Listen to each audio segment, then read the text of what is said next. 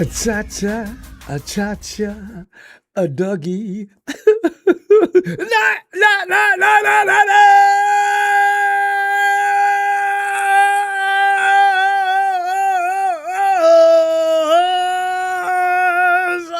You see, there's no other mood we could be in. I mean, we suffered, yes. We went through our trauma, went into mourning for a little bit, but then you get to see Jackson. The Jigba just went nuts. And the Shams do not. And I gotta admit it to you because I never admit these things because Rudy running around here, him and his legions of clowns. I was unfathomable. I can handle the Hawks in there doing that, but I cannot handle the friggin' Hawks. I mean, the friggin' Lambs running around about, yeah, we gonna win a Super Bowl at you guys' house. No, you're not. You're gonna sit down on the couch, make a reservation to Cancun, and get your ass on the bus and shut the bleep up. Oh my God. Oh God, that's such a wonderful thing. Woo! And by the way, Pope Papa J and I destroyed Rudy's from 49 Brian. Destroyed the Rudolph last night. It was epic. And Mr. Man Bun 1.8 was crying. Lambs were in free fall. I worked him until I got tired. I had too many. I had like several glasses of Malbec. I was in full celebration mode. Boy. I watched the movie. I watched that movie. I watched the game twice already. It's full on entertainment. Oh, smooth. By the way, smooth. Daniel Jeremiah projects Oregon tight end Kenyon Sadiq to San Francisco because yes, reality has set in. The legendary George Kittle is going to be out for a long time. And we got to find some way to fill that void, at least make it look a little bit. And I do like, we got a couple of guys. Tongas is, man, he could be the next people's champion if he could just. But there's only one George Kittle, and there always will never. There's only one of a kind, and we're not going to get another George Kittle no matter what happens in the draft or years to come. He is the whole package. He's a great ball player. He's a leader. The entertainment with him never stops. He's just one of a kind, that George. And so, trying to replace him physically, maybe that might be near possible, but I don't know. But the search will probably be on. Kenyon Sadiq. I just saw that a few minutes ago. I'm gonna go check out his film myself. But Smooth, I know you already know about him. All right, NFC West, fam. We got to ask yourself this question. Are we seeing the NFC West balance of power shift? I mean, I'm not just talking about us. I'm talking about the Shams. Cardinals have never been involved since 2016-15, but the Shams, us, and the Hawks. All right. There's Robert Saleh coaching Poaches. Robert Saleh, here's the thing about our coaching staff that makes me crazy. You see, the team produced and did as well as they did due to the fact that we've had great coaching leadership and great teachers all in one package on several people around camp. And Robert Saleh knows who they are. So he's doing his thing. So on his way to Tennessee. NFC championship displays Seahawks Reemergence. That nightmare that we went through for damn near a decade. Every year marking on the calendar, Seahawks got the Seahawks this week, man. Get that. Yeah, but Russell Wilson would hand us our ass each and every goddamn time. They even came up with a name for that defense, the Legion of Boom. And they'd put it to us every goddamn time. We had some epic matchups, so man, before it turned finally to poo-poo, man, Cap, Bowman, Willis, and man, we blood left all over the field. See, here it comes, fam. Get ready. You think football is exciting this year? Shit's about to get started. 49ers got to stock up on plenty of cans of whoop ass. Man, they got to take up a whole room, man, because it's going to be rough. It's going to be rough from now on. Niner fans witnessed a Hawks team that completely destroyed San Francisco a week before. Watching that same Hawks team control, and I mean, I got to admit it, a formidable opponent like the Shams for the NFC championship yesterday. And from start to finish, I expected a bigger struggle than that. The score was not indicative of what took place on that field. I mean, if Wallen doesn't have a moment where he just goes stupid, that score is not like that. Looking ahead, the Niners are going to need to be more than just healthy, fam, to sit atop the NFC West in the years to come. That's all there is to it. That's the bottom line. Being healthy ain't all it takes no more. The 49ers got some rearrangements to do. And some personnel. And by the way, Krug said it right, man. The 49ers go on and on about Brindle in the middle. Yet, as Krug put it, but they never run. You notice they never run the ball out behind Brindle.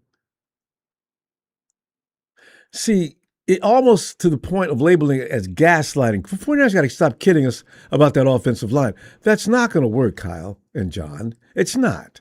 Now, I understand what you guys are going to do in the draft. You're going to go after the biggest killers you can find and play defense. I ain't bad at that. But for the love of God, you've got to find a way to get that offensive line so it works. So guys like McCaffrey, one of the greatest running backs of all time, can find avenues to run. We're paying Brock Purdy how much money? What, are you going to get him killed back there? Defenses are getting more fiendish and more dangerous every year. If you come in there with a mediocre, lackluster, below-average offensive line, somebody's going to get hurt on our team. And do we know about getting hurt on our team? Oh, we define the word getting hurt on the 49ers. Oh, my God, it's terrible. I've already come to the conclusion that the young but tough Patriots are going to be the final victims of the Seahawks, fam. I mean, you know what, when you think about it, I'm kind of torn, right? I don't know that I want the Patriots to get a 7th championship. They're one away from being caught by us. I got 6. We're never going to catch Brady. But Brady's an individual, not a whole team. Brady's got, if he stepped playing, he'd had both hands full of rings, right? So 6. I don't want the Hawks necessarily win on our turf. If they're playing in some other place, I wouldn't have anything. We probably wouldn't have any dog in the fight. As it is, I still don't know who I want to win. As I say, the Hawks will be getting their 2nd trophy, which would tie them up with Rudy and his and according to Rudy's overrated Rams. You guys haven't won a title. We've won 2 titles. He would have had 3. We've won 3 titles since you guys have won one back in '94. And you got corrected on that, I noticed too. You always talk about the free agency period made it possible for you guys to. Hey, Rudy, shut the hell up, okay? You got corrected on that last night. The free agency period started before '94. The series was even played. You don't know what you're talking about. You just rattle off bull. You just throw things out there thinking nobody knows to look into it. Shut up. So, the Seahawks will be crowned, though, for the 2nd Super Bowl crown of the franchise. I got a feeling. Also, as we anticipated, Robert Saleh, whom is now the head coach of the Tennessee Titans, is saying friendships be damned. He's taking members of the 49ers coaching staff with him. All is fair in love, war, and football. God, Robert. We didn't want you to leave, and now you're going to take people of importance off our roster with you? Jesus Christ. To phones for your take on the Seahawks rising from the ashes like a phoenix under recent hire Mike McDonald. The question is, fam, can the 49ers cope as the exiting Robert Saleh steals coaches on the way out the door as well? Losing Saleh is one thing, but he's going to take people with him. Joining the 49ers in week 2, though, fam, here's the thing. The subject is going to come up real soon because as we approach March, right? You got any franchise tags you want to hang? Because I know what you're thinking. I'm thinking the same way, but there are a couple of people that I would not like to see leave. People like that fella that joined the 49ers in week 2. Eddie Pinheiro. 28 for 29 on field goal tries in the regular season, with his only miss coming in a 64-yard try that boink hit the bar and went down instead of over. That would have been classic, wouldn't it?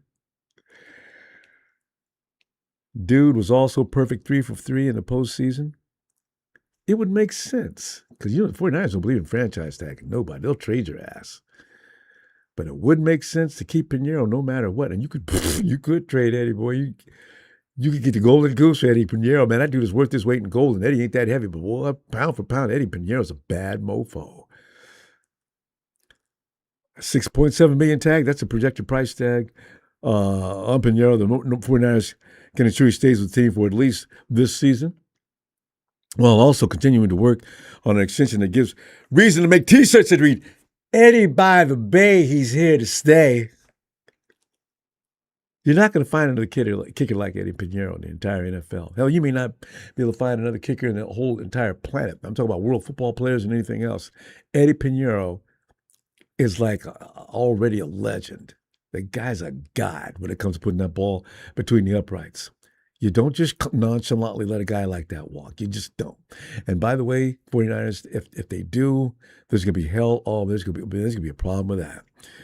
So, the man with the golden legs got to stay. Teams can place franchise tags on players beginning March 3rd, and they then have until July 15th to work out a multi-year extension. The only other player, we'll probably, JJ's 24, 25, 26. But over the cap projects a tag for wide receiver at $28 million for 1 year. JJ would settle for that in a heartbeat. He'd say, y'all ain't got a franchise tag. Maybe $28 million. I'll take that right now. I don't want to leave anyway. He doesn't. Juwan Jennings is not crazy about going back to Tennessee. And that organization's got a lot of work to do before they get back up to speed. JJ, he probably wants to compete for a Super Bowl right now. And the 49ers are probably the best opportunity between those two teams. But you see, I know what you're thinking. Well, then he ought to take whatever we give him. See, he's got obligations to meet with his family and things like that. He can't just settle at this point in his career. So that's going to be a tough one. We might have to say goodbye to JJ because Robert Saleh says, listen, I'll give you $30 million, buddy. I got my way over here. Although Robert may not have his way like that, though. But going back to Tennessee, where he came from anyway, he would be a huge hit. And by the way, based on reports following Robert Saleh's hiring as the Titans head coach, he's already Greg Scruggs, assistant defensive line coach. I think, these are the people I'm talking about. We don't know what was going on behind the scenes with some of those coaches. We know the famous name coaches. We know who's running one in particular units. But we didn't know who had what impact on who. The defensive line, they weren't a ball of talent, but they did play their ass off. And sometimes they were really impressive. We were bringing Michael Williams along, and Michael Williams, our numbers dropped for the run stop as soon as he got injured. Did Greg have anything to do with that? Because we know Chris Kasork was all over the Manassas, but he still needed help out there. Initially, reports indicated that Saleh was bringing 49ers assistant defensive line coach Greg Scruggs with him to the Titans. Defensive line Scruggs previously worked under Saleh with the New York Jets in 2022 and rejoined him in San Francisco for the 2025 season. So, it would make sense that Scruggs going to follow along with Saleh. I suspect he's probably gone already. I haven't seen anything today that mentioned that it was already a done deal. I'm actually more concerned. I don't think. Well, let me just. Gus Bradley has no business following Saleh as any kind of assistant when he can have the DC job. I'm thinking that's going to make him decide to stay with San Francisco. But there's no word yet as to whether he's signed or not. So other potential candidates of Saleh might be Robin. He likes KJ Wright, it seems. Ronnie Blair. Remember Saleh coined the phrase years ago? How do you say, if you want? He rhymed with Ronnie's name. If you need the win, put Ronnie in. That was it. So Ronnie Blair is probably like all kinds of Robert Saleh fan. But Saleh is expected to fill out his staff with various coaches familiar with the defensive schemes he's running, and that means our team. New York Kyle Shanahan doesn't have any objection. Oh, man. Fam, but seriously, the Hawks. I'm not even worried about the Shams anymore. I'm sure we can deal with them. But the Hawks, they look invincible out there at some points during yesterday's game. You watch them just throttle. As I say, the only reason why the Rams had as many points as they did is because Tariq Wallen's a damn fool. Okay, you made the play. Walk back to your side and focus. No, this fool is over here yelling and screaming on the same side of the field with the Rams coaches, and they're yelling back at him. The official, of course, has got to take action. It's like somebody said in chat, said yesterday, I'd have sat him down on the bench, looked him straight in the eye. What the fuck are you doing? You want to win this game or not? Reek, I'll have you take off your freaking clothes right now and walk buck naked back to the locker room and go home. If I see any more shit like that, you're fucking done. I'd be livid. Oh my God. We're trying to win a game here. You realize what's at stake? You get off of your ego somewhere else some other time. Damn you. Ooh, see, that's why certain people can't be coaches. I couldn't understand it. Well, you know what? After seeing what Kyle did the other day to Green, I don't know. Maybe it's all right to chew your player to death. Man, God, it scared me to death. And immediately, here goes Puka into the wind zone. Fam, as I say, though, the Hawks, we've got to make some changes in order to be able to compete with them next year. There'll be no George Kittle. Our linebacking room, you got Fred, but there's question marks. We're going to have to, I don't know how much money they're going to spend in free agency. And as far as drafts concerned, that's going to be another rebuild process for a little while. So as the atmosphere shifts in the NFC West, how are we going to be? I really, it's kind of crazy. I don't know where this is going, but I don't want to go into next season. Every season we go into, we knew what to expect this season. No, we didn't. Actually, I didn't know they're going to be 12-5 and play for the top seed in the NFC. But we kind of had an idea what was going to go on, and whatever else happened. The 49ers, if anything, this team's got character, though. That's what you got to love about them. They've got some fight and spirit in them. But I'm hoping Saleh doesn't take that same energy with him. Who provided that? We didn't look like that until Saleh came. When Saleh was with us before, we looked like that. And when he came back, it's like he threw wood back on that fire. So, scary call, fam. Hey, yo, Smooth! Get in there, man! What's up, fam? Smooth, it's already contemplation time, fam. All kind of thoughts running through the mind now. 49 fans, what are you thinking? Also, my boy that is being pointed out as our tight end. I know you know all about him. Who is this? What did I say? Tariq. No, not Tariq. Forget about Wallet. Oh yeah, tight end Kenyon Sadiq. You ever heard of him? From Oregon. And does he impress you? You can get back to me on that. Because if his name doesn't jump in your head right away, that means he ain't all that. Because I know you. You be watching these people. He's in college? At Oregon. I think he's going to be eligible for the draft this year, too. He's a badass. He's a badass, Ronbo. Is he? Ah, right. Maddie knows. Maddie's in Oregon. All right. I Ah, haven't looked. I told you I'm gonna have my list, but I haven't really looked into the we, draft. we, I've been doing other things, but I'll we check can it. go, I'll check them out. we can go, and everybody else. We're gonna have a lot of that going on in the next few weeks anyway. So you go ahead and take your time. Yeah, But fam, I told you the Hawks are going to the Super Bowl, bro. yeah, they're going and they're gonna I win said if the too. Niners don't make it, the Hawks is going, bro. They have everything. They do. They really do. There's no weaknesses. Copycat league, man. We have to, man. We too slow, bro. We're too slow. Let's just be real about it. I am. You can see it. You can see it, bro. We slow in the motherfucker, bro. We got to get back to the Niners way, man.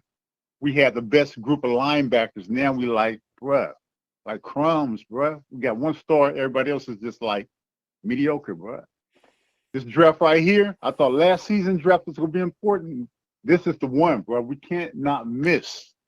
We can't not miss. We had 18 top draft picks that turned out to be bullshit. They've been And we here could have 10 traded some of them fucking too years. for another player. 100, bro.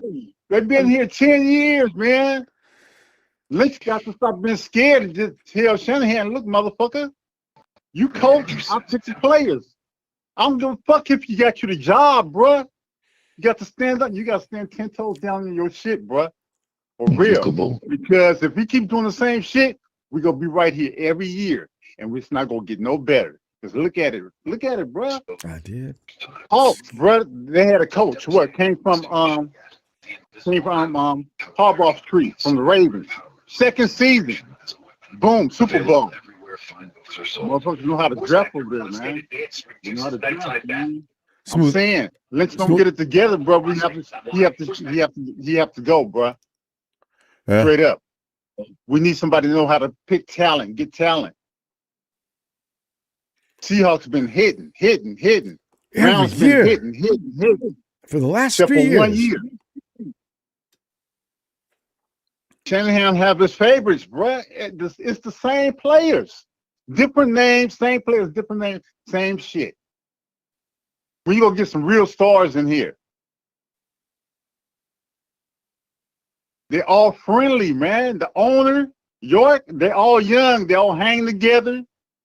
All this hee ha ha playing and all this shit, bro. Get to the business at hand, man. Straight up. Because Hawks, they there, bro, and they gonna be there. Let's keep it 100. Let's keep it a buck. Real, no real. Them motherfuckers gonna be there. All hats off to them. They did it the right way. They built their front. They built the interior. They built the back. From the front and back. Yep. Secondary's tough. Front line is insane. Linebackers, they took earnest from the Shams. They assembled. The assembly was beautiful, smooth, beautiful. Oh, and Sam Darnold. Who thought? Super Bowl, but defense win games, man. The Hawks. Every time. I got the Hawks beating New England, man. New England ain't facing no defense like this. Well, they haven't. The Broncos are tough. But they haven't faced no powerhouse like this defense. I'm telling you, Seattle on all three levels. I just don't see it. No, not on all three levels. Game, bro, they can get had, bro. Their quarterback, telling you, also get that ass, bro. Watch. After doing this Josh Allen imitation, that ain't gonna work. Can't recognize the game. I see it. I see the difference in the play, in the schemes. And confidence is up. They know they can kick your ass. Hungry, bro. You know who hungrier over there? Who? Donald. I know Sam. Just took him #1. Brought him up as a bust. Always said. Somebody, I forgot the GM name over there. He said, all we had to do is surround Donald with some stars. And let's go. I said that years ago. People talked about him. He's one of those type of quarterbacks. He can't just win with anybody. You know what I'm saying? Nobody can. He needs cast around him. And when you put that around him, here you go. Just don't lose us the game. Our defense and carriers, just don't fuck it up. Yeah. They don't need no 300-yard games. Play the Jimmy G role, but we still didn't win a Super Bowl, though. Yeah. Smooth, man, think about the people we need and how we can get, because you're the one who's making criticisms about who they coach. So you know what? I'm ready for that. We got to go, fam. I'm going to see you. Let's do Wednesday. Yeah. Yeah, because I had my list right here, but we just got started, Right. but ain't nothing, bro. It's all football, bro. It's all Yeah, love. it is. Y'all know what it is. I'll be Yeah. back. And looking forward to it, Appreciate Smooth. what it is. I'm out. I Yeah. got the screen. We out of here. All right. All right, fam. Appreciate you, Smooth. All right, bro. Johnny Wilson, New England winning the Super Bowl Rumble. Hawks done. Johnny, I tell you, man, it's going to be rough on them babies, man. Them are kids out there. Hawks got a lot of grown-ass men. Wow. I'm going to be sitting there hoping because I don't want the Hawks actually winning on our turf. If it's playing somewhere else. But I got to, like Smooth said, them some nasty, mean, confident, scary dudes. So, it may be what it is. Hey, Nigel.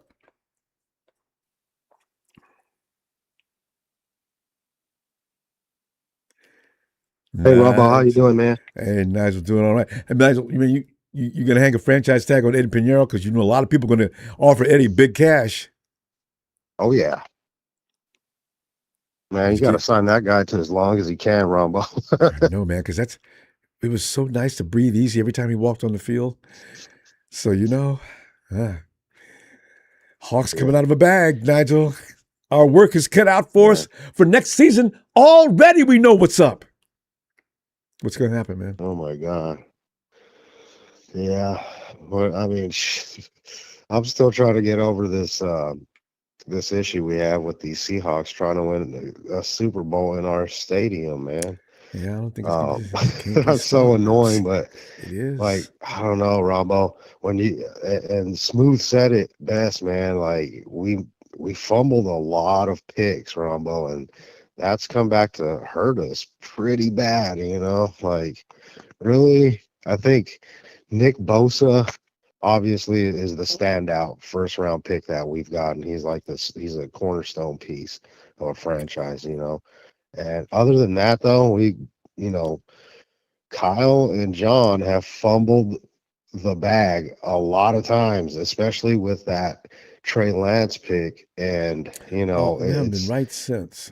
It's hard, but that's one of the worst picks of all time, Romo. It's 3 first-round picks wasted on Trey Lance, and he unfortunately is busting out.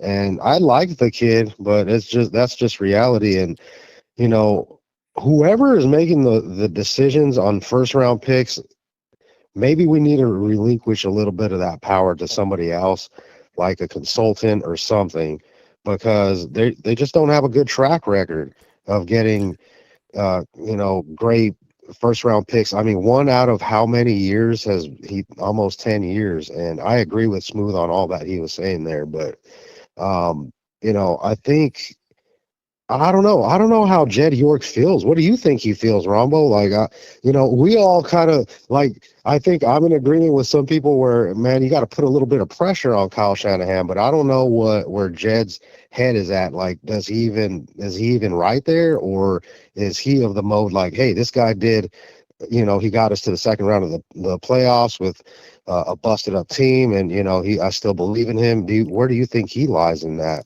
That mode of thinking, Rob? Honestly, Jed is probably just sitting back contemplating how much longer he's going to, go to the Super Bowl and lose like that, for one thing. And next, that's a committee thing.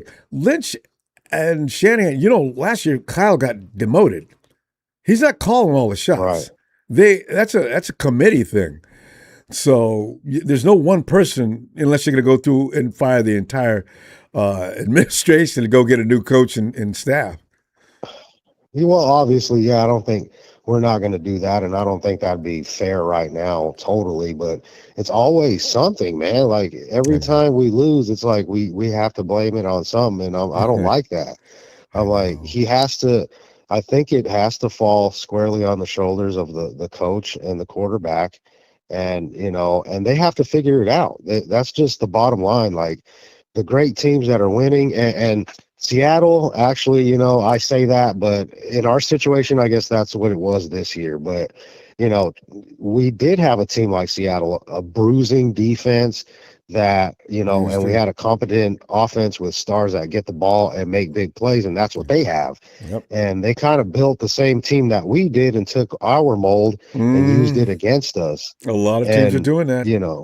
A lot of teams are yeah, following the Shanahan mold. That's yep.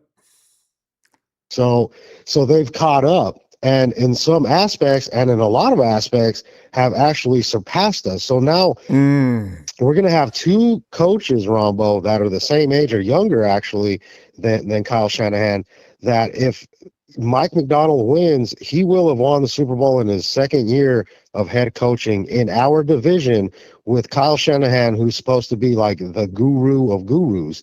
That, now you have to start wondering, where does he really stand in the totem pole of great coaches in the league right now? Because in his own division, he's the one that doesn't have a Super Bowl that's been in that position. Meanwhile, McVay and McDonald potentially, both of them could have Super Bowls under their belt. That's rough, man. And you have to start thinking of stuff like that, because I know, the talking heads, Ronbo, they're all going to start putting pressure on like Kyle, especially if you don't win. Yeah. Yeah. So he's in a weird position where it's like you want to draft and stuff, but then you kind of got to compete right now too, because you could fall behind. And depending on, like what I said earlier, what Jed York kind of has in mind, like how does he feel about the team, or the ownership, or whoever makes those decisions on who they want as GM and head coach after this year. We'll see though. I mean, he's going to have to pull something out of his hat. Hopefully guys come back healthy for him and he can hit in the draft. If not, he makes a big splash in free agency, or or him and John Lynch, and do something.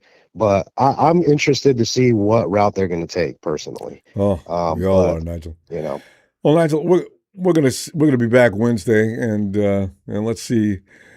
These are these days where there's always gonna be this big news splash. Just suddenly, we'll see what happens between now and then. All right. Cool. Yeah. All right, Ronbo. Thanks for taking my call, man. Yeah. Nigel, appreciate you getting in there, man. Appreciate you. And okay, have a great night. Later. Yeah, Jed York is, Jed is in love with always being involved. That's all it takes probably with Jed. Jed sees revenue. He sees the stands being filled up. He's seeing the 49ers being more popular than ever right now. Jed would be afraid to move Lynch and Shanahan, and they know it. When they said that press conference the other day, you know they were confident that they weren't going anywhere, Hey, AAA, come on in, man. What's up, Ronbo? We're up. We used to be. Have you thought about the fact, AAA, that about us walking into every house being the neighborhood badass, the big men on campus, the dominators? We wanted regulators, mount up. See, we can't even. We got competition in our own division, let alone around the league. Chicago's coming up. That division, all of. See, are we ready for next year? Is your mind already in position for where you think we're going to be next year? What are you thinking about that? And Robert Saleh taking coaches. Anything else you want to jump on? God, it's crazy. Yeah, I mean, first of all, last season, in the free agency, last year, we didn't really spend money because we had to let go old players, because and eat all the dead cap space, which I think we had the most in the NFL. Yeah, I think we did, actually. Yeah, it was crazy. And in the draft, drafted some young players, which should how everything do, because that's how you build your team. Mm-hmm. So Triple A, let me ask you this You too, though. know, You know how people are complaining about our draft picks? Have you ever went back yeah, and looked at certain players on other teams?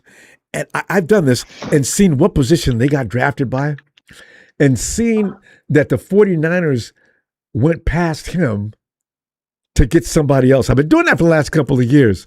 There's been a number. I'm gonna start writing the names down because I would just sit there and drop my head and face on my computer laptop and just sit there and say to myself, "We could have had him. He didn't have to go to the Shams or the Hawks or anybody else." You know. But yeah, what do you think? yeah. The only first round pick we hit on was really Nick Bosa, and well, it was Brandon Ayuk, but he quit Oh, but see, that's a on fail too. on You should have known he was crazy. you know, Talk to him before you draft him. See where his head is at. God, wide yeah. receivers are difficult. Yeah, and for Ricky, we drafted him like in the 2024 draft. Yeah. Yeah. He hasn't been able to stay healthy. You know what though? He can play. His body can't take the NFL. But Ricky, you see how Wallen was all over Puka? Watch some clips how Ricky makes a fool out of Wallen. I thought about that. I was watching that game yesterday. Wallen's all over Puka. Puka's not famous for running routes, but man, Ricky destroyed Wallen. But that's not here. But this is the thing. Ricky can play. His body cannot. God, Ricky. Damn, if only. But yeah, and to be honest, Ronbo, I think we need to hire like a scout, that knows how to draft well. Like, for example, like look at the Lions and the Eagles. They have probably one of the best rosters. That's Howie. Howie Rosen, that dude's everybody's hero. And you're right, the Lions, but some of these teams have had them first round picks high in the order every year. We ain't there yet. We still got a low round pick this year. We're down in what, 26, 25, 26? I don't know, somewhere down there. That's what I'm saying, because this year's draft is critical because we gotta hit on them. So, and I don't know who's picking the players. I don't know if it's John or Kyle. Well, but they need to hit on these draft picks. Yeah, and they got scouts. They got a network of scouts all over the United States, fam. They tell them what they're looking for, and then there's one thing that's going to affect the scouts judging, because the scouts may see somebody, boy, I'd pick him up, but that's not what Shanahan wants. That's not what Lynch wants. That's not what Saleh wants. They have to work within the boundaries of what their assignment is, from what I'm understanding. And so, yeah. And then I'm hoping they build out that offensive line, because I'm tired of them like gaslighting about Jake Brando. Oh my God. McKivitz. They praise McKivitz like he's just very special. I ain't got nothing against Jake. Clinton. I mean, he's okay, but I don't know that they should make all that noise about him, act like he's all that. And Brindle, we already know. Anyway. So, and plus, Trent Williams getting older, so. Got about one more season. Fam, we got to go. Keep thinking these thoughts. We'll bring them back to the table Wednesday and see what develops between now and Wednesday in Santa Clara. All right? All right, Ronbo. Have a good night. All right. I'll see you on X as we continue whooping Rudy's ass. If Rudy thinks we're going to take the foot off the pedal for another month, he's got another thing coming. All right, fam. I mean, yeah, all right, Ronbo. Good night. Boy, Rudy, you're in trouble, boy. I'll find you. I know you. Boy. Hey, Maddie. Ronbo. Maddie. Man. Here we said, Maddie, we were going into seasons 49ers are this projected favorite to go to the Super Bowl and win it. Maddie, they're not going to say that next year. They didn't say it this year either. We're all of a sudden, we're not all that. So the Hawks, as you know, are getting ready to just ruin your life because you're up there where all of them are. So, Maddie. Yeah. Oh, yeah. Where are we going from here, Maddie? Oh, yeah. And what are you thinking? You know, the Hawks going to win the Super Bowl? Well, I heard you talking about. I heard you talking about like Jennings and maybe going to like Tennessee or something with Saleh. But honestly, like I couldn't be too mad at him because if he pays him considerably more money, he's going to obviously, and he's going to go to a state where they're going to take less of it. Mm-hmm. Houses are cheaper. So his dollar just goes further. You got to think about your long-term life outside of football at a certain point. So I'd rather be outside of the NFL and still have a good chunk of money than be broke with a ring. I know, and a bottle of whatever, drinking like a loser. You know, that's Mm-hmm. they have to think like that, don't they? Yeah, it's business, man. I mean, it's what it is. But yeah, the Hawks are tearing it up. Oh my God! I hate to see it, but Maddie, we got to deal with them for the next 2 to 3 years for sure. It's going to be intense. Yeah. Intense. Got to get like 3 or 4 more Bosas. Yeah. And Nick's not getting any younger either. No, he's still fast as shit though. You know, he's going to be a Nick's formidable got 2 or 3 more force. solid years for sure. I just mean we're going to lose him within the next whatever years. And Nick's already said he's only going to play in the NFL a certain amount of time. Yeah, it was smart. I can't even be mad about that. No. I mean, he's made a shit ton of money. You know, why you want to be able to walk when you're 40 and play with your children and things like that. So enjoy that money you've made. Yeah. And then Sadiq, that was another thing I wanted to talk about because Sadiq. You know about him. Kenyon Sadiq. Yeah. Tell us about him. Yeah, he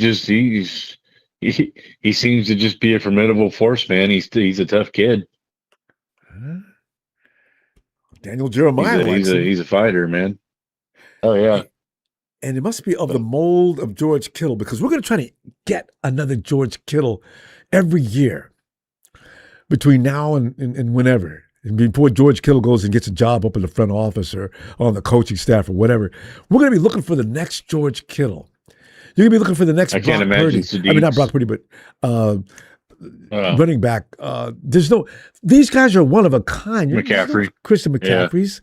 There's just not. No. There isn't, man. That's a tough thing, man. Because we've genuinely got some generational players, man. Like it's it'd be nice to get them a Super Bowl ring before they do get out of here. And we always have great linebackers. I mean, really though. Yeah. But there's no more Freds. But Maddie, we didn't know there was any more Willis or Bowmans either. Here come Fred Warner. That's what I'm saying. Nowhere from Brigham Young. They're out there of all places. What? Yeah. I'm saying. Well, then there's going to be some decent defensive players coming from Oregon too. So keep your eye out on that. Okay. I forget some names because sometimes I don't pay close of attention to the names as I do with the NFL. Yeah. But the Ducks own that area, so you should know which guys are the badasses. Oh yeah, man. Yep. So I'm looking forward to it. I mean, obviously we're in the off season, so that's what we're looking at now. So I'm excited about it. But yeah, I mean, that would be shocking as shit to me if the 49ers picked an offensive lineman anytime soon. Like it's just like, man, come on, give me a break. Everybody. The sexy picks are usually the skill players. But now the sexy picks are on the defensive line. You want hatchet men, people that you almost, if you're sitting in the stands, you feel like you want to call 911 because there's a crime being committed on the field. I want to. Yeah, this is what, when I look at the Hawks right now, that is a treacherous attack. When I was sick of them, they were just all game long. It seemed like they were able to get after Purdy. I'd like to stop that a little bit. I would too. The only way to do it is with the offensive line. I mean, shit. On those defensive guys, man, those Seahawks defensive guys, man, they're just all over the damn field, dude. Like they're so freaking fast, dude. It's ridiculous. They fly like, around what are you guys like on? we used to. They're like all mapped out and shit. It's the next. It's the next that'd be nice. juggernaut. Right? It is going to be frightening, man. Well, they've got a model to follow at this point because they know what they're. I mean, we've got a good team. We've got a good base. We're going to lose some people like we always do, but we can see the teams around us, and the teams around us, like the Rams and the Seahawks, we don't have to really worry. Well, you always got to worry about the Cardinals a little bit, but not really. They're going to come out of nowhere sooner or later. Yeah. God, well, dude, when I was in Arizona organization. there for a little while, they had an 8-8 season. They did 8 straight. And so they were just talking all sorts of shit to me, man. Was that 2-3 years ago? And then they lost the next 8. Kyler Murray's got emotional issues. That's the problem with him. You don't know what kind of Kyler Murray's going to wake up on a given day. Man, we're going to go. Isn't he a free agent this year? I think so, whether he wants to be or not. Yep. So we'll see how that goes. Got the coach. You coming back Wednesday? Yeah. Yeah. All right, buddy. Night, Matty. Night, buddy. Always appreciate Love you, you, fam. man. I love you back, fam. Oh, God. Hey, Delaney. What a great name. Delaney. What's up, Ronbo? Delaney, we're just having a group hug tonight. I can hear you. Can you hear me? Yeah, I can hear you. Hey, I wanted to just ask this quick question to you. Go ahead. I've been on the internet and hearing all this stuff about it, and it's just kind of crazy to me, but, I'm no scientist. Mhm. How serious do you think this substation situation by their practice field Delaney, really is? Do you think okay. it's snake oil, or do you think... Delaney, that's Huh? you know what? That substation's been out there. Man, how long that substation been out there? That substation's been out there for a long time, right? We used to practice out there too. They could move the substation, and I really wish they would, because I am curious. But I wouldn't me too. I wouldn't be betting on it. Okay. I mean, that's Because, like I said, we do have a lot of injuries, man. every year we lead the league. We that's what I'm saying. And it's like when we were at Candlestick, we had injuries, but I don't think they were like Not to this magnitude. No, we didn't know. Back in to the Harbo days, I don't think we had it on the Harbo. We just didn't have it like this. And so this is football. Yes, it's going to be some injuries, and yes, it's going to be some clashing and some owies and all that crap. But I was just concerned, man. I'm seeing a lot of people talk about it. It makes sense that maybe, electromagnetic fields to soft tissues and breaking down the body slowly, They haven't had enough time to research it. They'll probably start the research now, but it's not going to do us any good. They need years of sampling in order to be able to make that conclusion. What would you have them to do, Delaney? You want to move? How would you handle that? Listen. It's my thing is this. Why don't we just go ahead and try it? Go to a local community college or a local large university somewhere. Make a little side contract deal or something to where they can use their field to practice until we figure this thing out. That's all I'm saying. I don't think that's going to be a whole... Huh? Stanford has offered, I think there's been a few occasions where we really needed, Stanford offered to share their facility, but that's not the way the NFL works. The NFL wants to be able to control everything. They'd have to deal with the Stanford administration. But the thing is, this is the only way you're going to find out. If we spent 2 years at Stanford and stayed away from that area, what would happen? That'd be the thing. Let's do it. I'd love to Let's see it. do it. And all I'm saying is let's do it, because I'd love to try something out. I'm not leaning towards it is the problem, but enough people, even some players, and I They mean, believe it look, too? we know players and NFL players, they're not, doctors and scientists and radiologists and whatever, but at the same time, they're players and they should be listened to when it comes down to these particular things. You know what I'm saying? Yeah. So I just want to see what the hell happens. Let's go to another field and practice. What the hell is it going to do? What's it going to do? No, I agree. 2 years? I mean, what? I mean, I would like to see it. That's all. I was concerned about it, Now, out you of see a all big the stuff decline? we're talking about, getting No, off and it makes sense because we're all stuff. tired of this. You got, and always your blue chip players, guys that really don't mean all that much. They're fine, but your best players, see, which also ruins that theory. McCaffrey was out. Yeah, McCaffrey was out for that pretty much the most of the year or season, and you had Brock out with his toe. I don't. He was getting hurt had though. all these ACLs and ankles in Carolina, though. I'm like, what the hell? That's McCaffrey had issues staying healthy in Carolina. It's just his style of play. George Kittle, you can also blame that on his style of play. It's some guys are hardcore football players and their body pays for it. Then you guys got guys that are kind of soft and tender who never get hurt. That's because their style is cautious. So, right. It's just. I wonder, because we've had all these freaking injuries every single year, and it's getting a little crazy. So, hey, that's my thing. I would love to see that offensive line be built up. I would love to see some defense be built up. Oh, that's John Lynch's thing. I think we can. He'll do that. Huh? That's John Lynch's thing. You're going to see a defense. At some point. I want to see a defense just destroy teams and get them, and I still think Brock is our quarterback. I hope we keep Mac Jones. I didn't see anything about him being traded. Yeah, or anything like that. He'd be a really nice Kyle doesn't want to trade him. Quarterback. Yeah. Huh? Kyle does not want to trade him. He's nuts. Yeah. He's serious when he says he'd like to keep Mac Jones in the fold.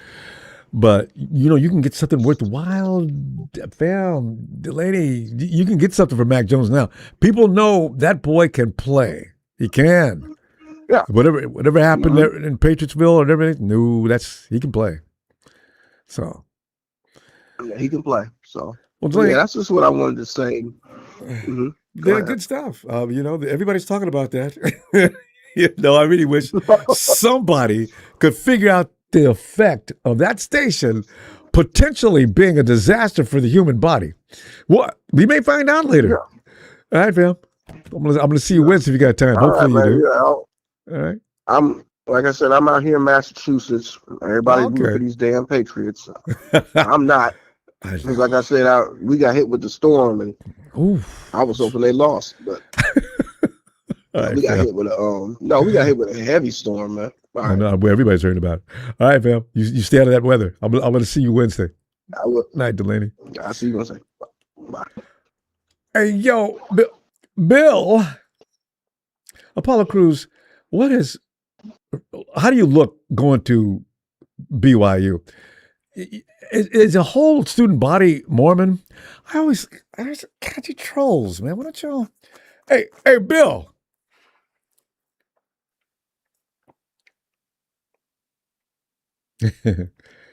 Billy, oh Bill.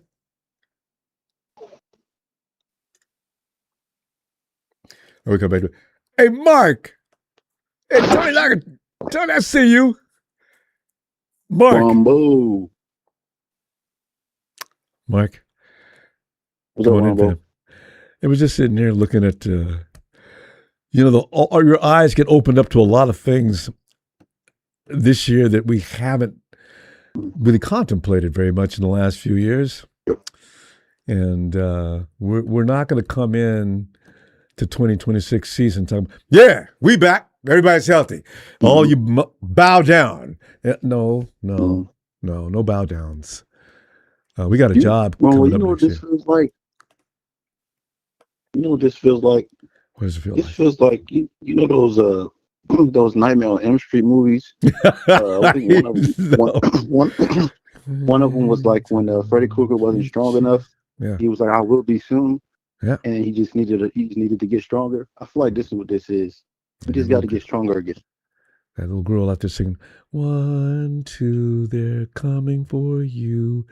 3, Yeah, I feel like 4, that's what this is. better lock your door. Because I'm telling you right now, fam, Mark, the next time we see the Hawks, it's right back to 2014, 15, 16, 17. He's coming for us, Freddie. Yeah, we owe him an asshole, but anyway, so it'll I hope happen. so. Yeah. I had a question, Ronbo. Do you think is there anybody in the league right now that can make our defense as physical and as nasty as it was when D'Amico Ryans was there? That's coach? Yeah. Well,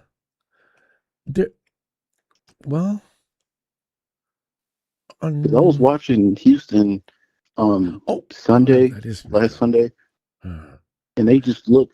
It was shades of the 2022 Niners. It was just all over the place. If they just had a quarterback. Stroud is terrible. Yeah. Vrabel, Awful. but Vrabel's a head coach. Vrabel could probably bring you a monster squad. But yeah. I don't know who else. Do you think No, we can that's a find good question. somebody? Like, I mean, I know Raheem Morris is out there, but I miss how the defense looked in 22. We were just nasty and physical. I mean, people feared us. How about Signetti? Make him leave Indiana. Yeah. Oh yeah. Oh man, that would be good. That would be interesting right there. Whoa. Signetti be a head coach within 2-3 years too. Yeah, but he said he's not. He's not coming to the NFL. I don't blame him. Yeah. Why leave that college football now? You get big bucks, you get glory, Mm-hmm. you get stadium capacity of over 100,000. Why would I leave this? I'm worshipped when I walk around the campus. So yeah. But yeah, Ronbo, I was watching this game yesterday, and I was having the time of my life. I mean, it was. I mean, we weren't even playing. And I'm not even a Hawks fan, but I just had satisfaction from this game. I don't know why. I did too. You talk about yesterday's NFC CG? Yeah. Oh, wasn't it great? Yeah. I celebrate after our games. I celebrated in the same fashion. Yes, I was just so delighted. You know, the Rams fans, Hawks fans don't bother me anymore. They rarely say anything. Yeah, they used to. That's weird. Yeah. I know. And they're still not, and they're badasses. But Rams fans are always talking all over social media. We're minding our own business now, right? They're all in here, even now. God, they're like Raider fans used to be. Yeah. Completely and out I feel of like line. Rumble what's even scarier about this Seahawks team defense is Rumble. They're like all 23 years old. That's what's scary about it. Like, they're going to be dominant for a long time. So that's why we got to step our game up and be better. I mean, good drafting is what we were talking about earlier. You got to get the right kids. What we draft to fit the program. Well, you know what? Get a really good, talented kid and teach him the program. How do you know he can't do it? Oh. Yeah. Yeah, like I was watching them yesterday, and I mean, the plays that they needed to make, they were made by the younger guys on that defense. So, I mean, like you said, I think it's more of us not only we need to be healthy, but I think we just need to add more. I think that's what it is. I mean, I want guys. I want guys that are physically. I want to bring those defensive linemen out in cages, and open that door and get back out of the way. I want that kind of savage. You know, we don't. We have Fred is like that, but Fred's a very sane savage. Fred is a monster out of that field. I'd rather have that, you know, but still. Yeah. So I mean, we got a couple of guys later on defense. Demo, well, as far as I can think of, Demo, Bosa, and Fred, and maybe D. But it seems to me D doesn't step up unless Fred's in the game. So Well, Fred, he orchestrates the energy out there on the team. Even that kid we just drafted last year, the cornerback, the little guy. Oh, you talking about Upton? Upton Stout. I like him. Yeah. He's got that small, angry man attitude, and it plays right into what we want from him. He's not going to be dominated by anybody. The Rams out there running those big guys against, they get 6'9" tight ends. The Hawks didn't care. They took them down. They made a few plays, but still. Yep. And one more thing, Ronbo. Real quick. What do you think that they're going to do with Ronaldo? I can't wait to see. They need to have a good talk. Ronaldo Green can play. He just needs to get his head on straight. Can we fix that? I want that make an effort toward that first, at least. But I've never seen Shanahan so pissed. My God, he was mad. And that's the second time this year. Oh, we gotta go, fam. I'm gonna see you Wednesday, okay? All right, Ronbo. Appreciate you getting in here too, fam. Ain't talked to you in a while. All right. Yes, sir. Hey, yo, Bill.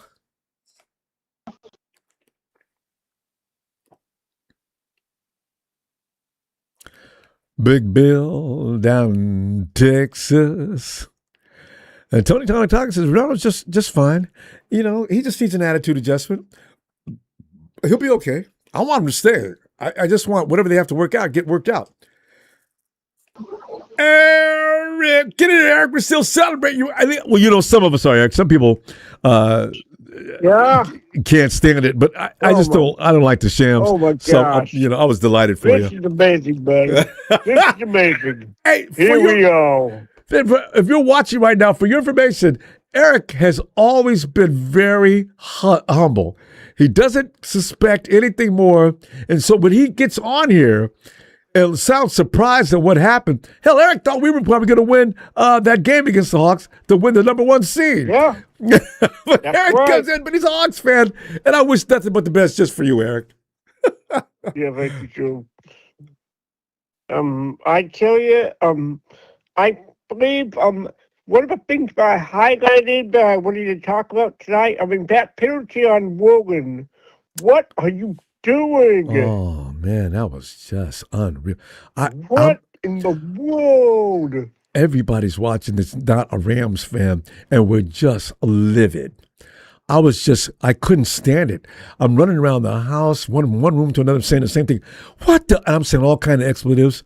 Oh, and Puka, seconds later, he's in the inside saying, "Look at that, you bleep, bleep, bleep. Look what the bleep you did." You know, it was just, oh, God. You had what to do with, you never think of what to do that because, it's amazing. Players have brain farts.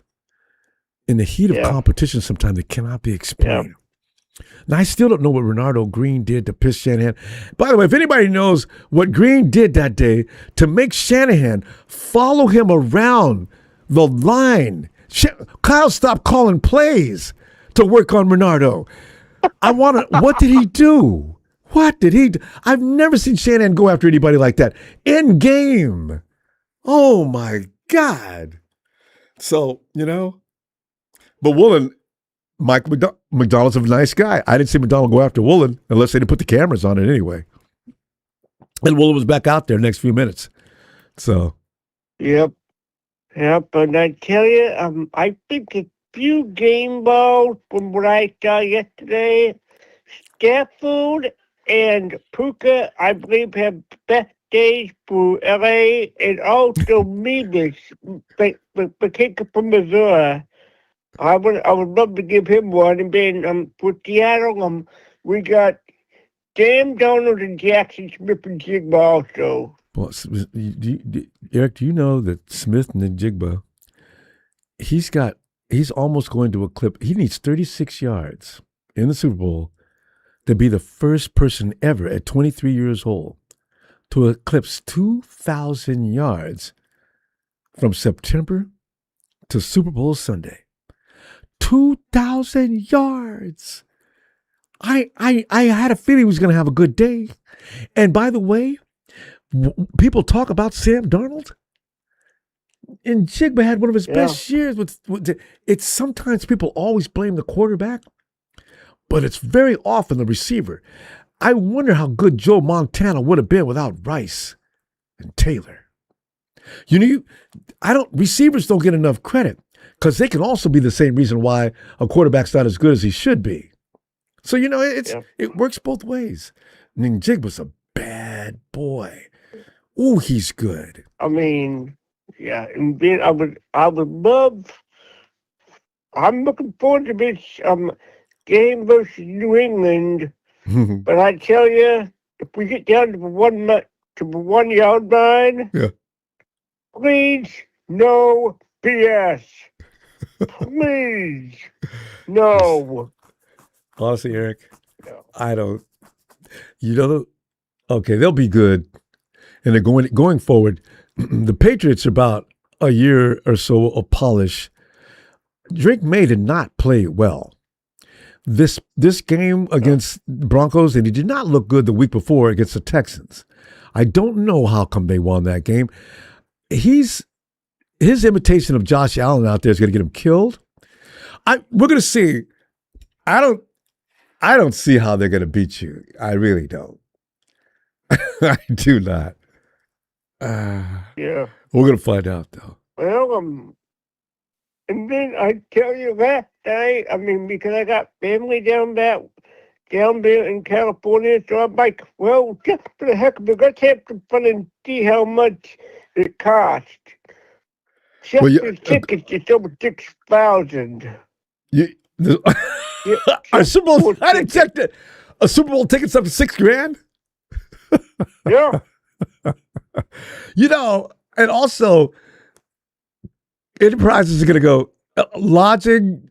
Are you going to stay? You got family, though. You don't have to worry about how. Anybody that's going. We're not been going, bud. Yeah. We're not going. Yeah. But if you all going, it's going to have to be a lot. Expect to pay a lot of money. Especially Silicon Valley in that area. If you're going to find a place to stay in there for 2 or 3 days, you don't want to get. If you come from a long way, you're not going to just come in there for a few days. Jesus, let me see. 25 grand, 30 grand, maybe. Anyway, hey, Eric, we're going to go. Don't worry, man. You got this, man. Well, I'll be back Wednesday. Let's talk some more. I'll see you on Wednesday. All right. Night, Eric. Shout out to all my friends. All right. Have a good night. You too. Hey, yo, Bill. Let's check out Bill again. All right, Ronbo. Hey, I'm Bill. gonna have to do some things here, and I've been waiting a long time for a 49ers to win the Super Bowl. Yeah, well, we get ready to wait a little And there's a lot of things that's gonna have to take place, including things we don't even like. We got to choose a lesser of two evils, and I'm going to tell you something. The lesser of two evils is Seattle. We do not want the Patriots winning 7. We're having problems even getting 6, let alone be able to try to get 7. Ronbo. I took a look at some things, and the head of chair is Jody Allen of the Seattle Seahawks. Do you think that for 1 minute we could actually have Jed York step down and give the power to the actual person that should be owning it? Is the York family Denise? But Jed is part of the York family. You mean to another member of the family? Yeah, I mean, let a female. He don't have to sell the team, but maybe let a female come up and call the shots and actually put this together, because you know what, this Super Bowl, it needs to sting on York, and it needs to sting on the family, and it needs to let them know that the fans are not happy. I'm not happy with it, but if this is what's going to take to wake up the Niners, then yeah, let Seattle win it. You know what? Seattle have 2, and then we get 6, 7, and 8 and more. Yeah. Whatever it takes to wake them up, and especially in our own stadium. I mean, we need some action. We need someone to do something where it's going to be the same thing every year. You know the definition of insanity, Ronbo? Doing the same thing over and over again, getting the same result. That's only one definition. That's the most popular, the one we use a lot. What is Carl Shanahan doing? Same thing over and over again with a similar result. It fits, doesn't it?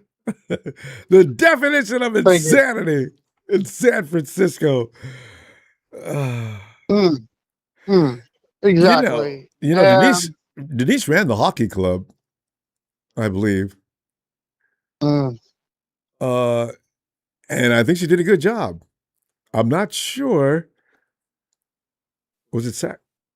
It was what's a local club? Because I never pay attention to hockey, but she was in charge. You know, I don't know that Denise. Ronbo, we need someone to put these guys right and like not have the same result, because the same result equals no Super Bowl win. And if we like the entertainment and we're okay with no Super Bowls, sure. Let's stick with it. It's the same thing as what the Cowboys have done, except we had a little bit more entertainment. And Bill, please don't put us in the same sins with the Cowboys. Now that is that's where we're going to be. I'm not putting us there. I know, it's where the media is where a lot of people are going to put us. We have the same number of Super Bowl wins and the same number of Super Bowl losses. But Bill, we participate a little further. And we haven't won a Super Bowl. The Cowboys won a Super Bowl after us. Yeah, they love to talk about that too. Every Cowboy fan, well, we won one since y'all have 1 year. Right. 1 year? Is that what we're doing? 1 year. No. Ronbo, we got the talent, we got the knowledge, we got the people. We need to get the team needs to get smart. And maybe if this wakes up the team, wakes up the ownership, whoever's I'm not talking coaching. I'm talking, we got people in the office that could actually turn this around and make it better. Maybe we might have to suffer 2 years and just build in the draft. I mean, we want to go all in next year, but what will it cost us? Look at the Rams. Look what they did when they tried to when they beat us and won that Super Bowl. Mm-hmm. I'm going to tell you, if they would have made it to the Super Bowl, they would get beat. Wait, the Shams? Yeah, they would get beat. If they make it next year, they're going to get beat. They make it the following year, they're going to get beat. They're never the same. It's going to take them a while to even come up. Yeah, they got a 3-year window. I suspect Stafford will be effective for at least 3 more seasons. He'll be 40 years old. No, one. By the way, one more year. Yeah, you always talk about Normcam. Have you went and checked him out? Normcam's he's back on his horse again, singing like Gene Autry. I'm back in the saddle again. Well, they rightfully so. Well, yeah. I mean, I can't say anything. Been contemplating a retirement this year. We got. Yeah, he is. I heard about that. I'm loving it. But like Ronbo, we got to go, Bill. I'm going to tell you. Real quick, we got to go. I need a 49er shout out, and we need to think about this. What will it take to wake them up?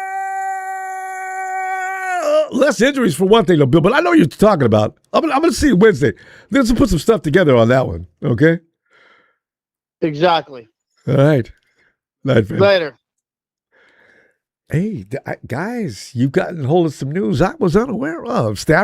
If Stafford leaves, Rudy will just be a hot mess. He'll be a basket case. Oh, don't let this be true. Stephen, was that you who aired that news? And Bill backed it up? Stephen.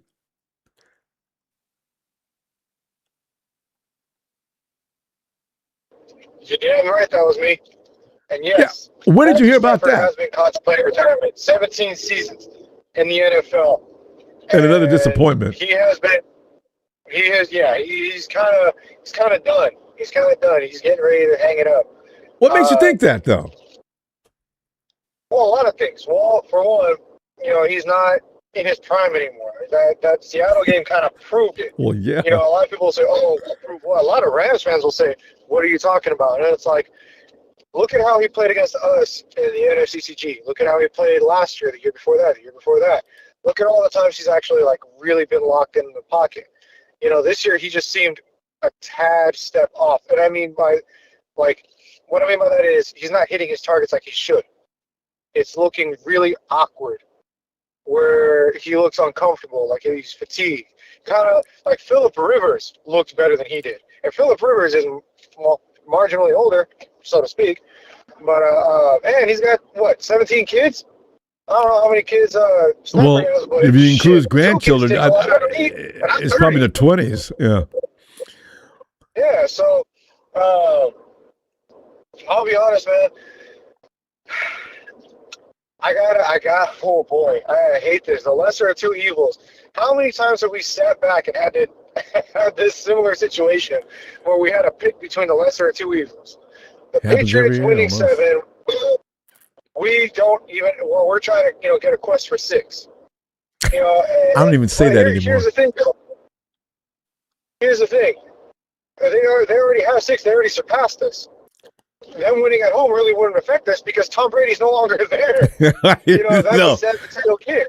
It's like a new team. The whole reason why it stung watching the Niners was because watching the Patriots was because we had an opportunity to get Brady and we passed them over for Alex Smith. No, who do we pick? Who do we pick during Tom Brady's era? During his draft? That's a long time. I don't even know. Are you thinking about Aaron Rodgers versus Alex? I did. And that still stung because he won a Super Bowl. So it's like, for us, it's like, damn, bro, like we're really at this point again. And I'm like, I gotta disagree with the last two callers. I think it was the last caller, Bill.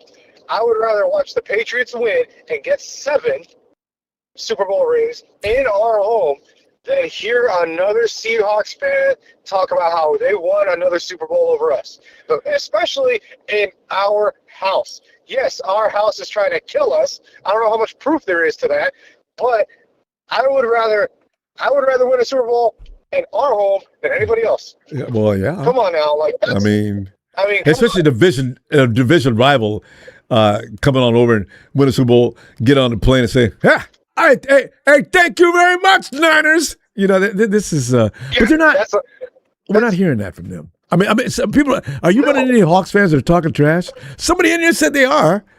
I haven't ran into any yet. There always are. They always are. But the problem is, Ronbo, is that I think Patriots might actually take it all this year simply because Drake May is a great quarterback.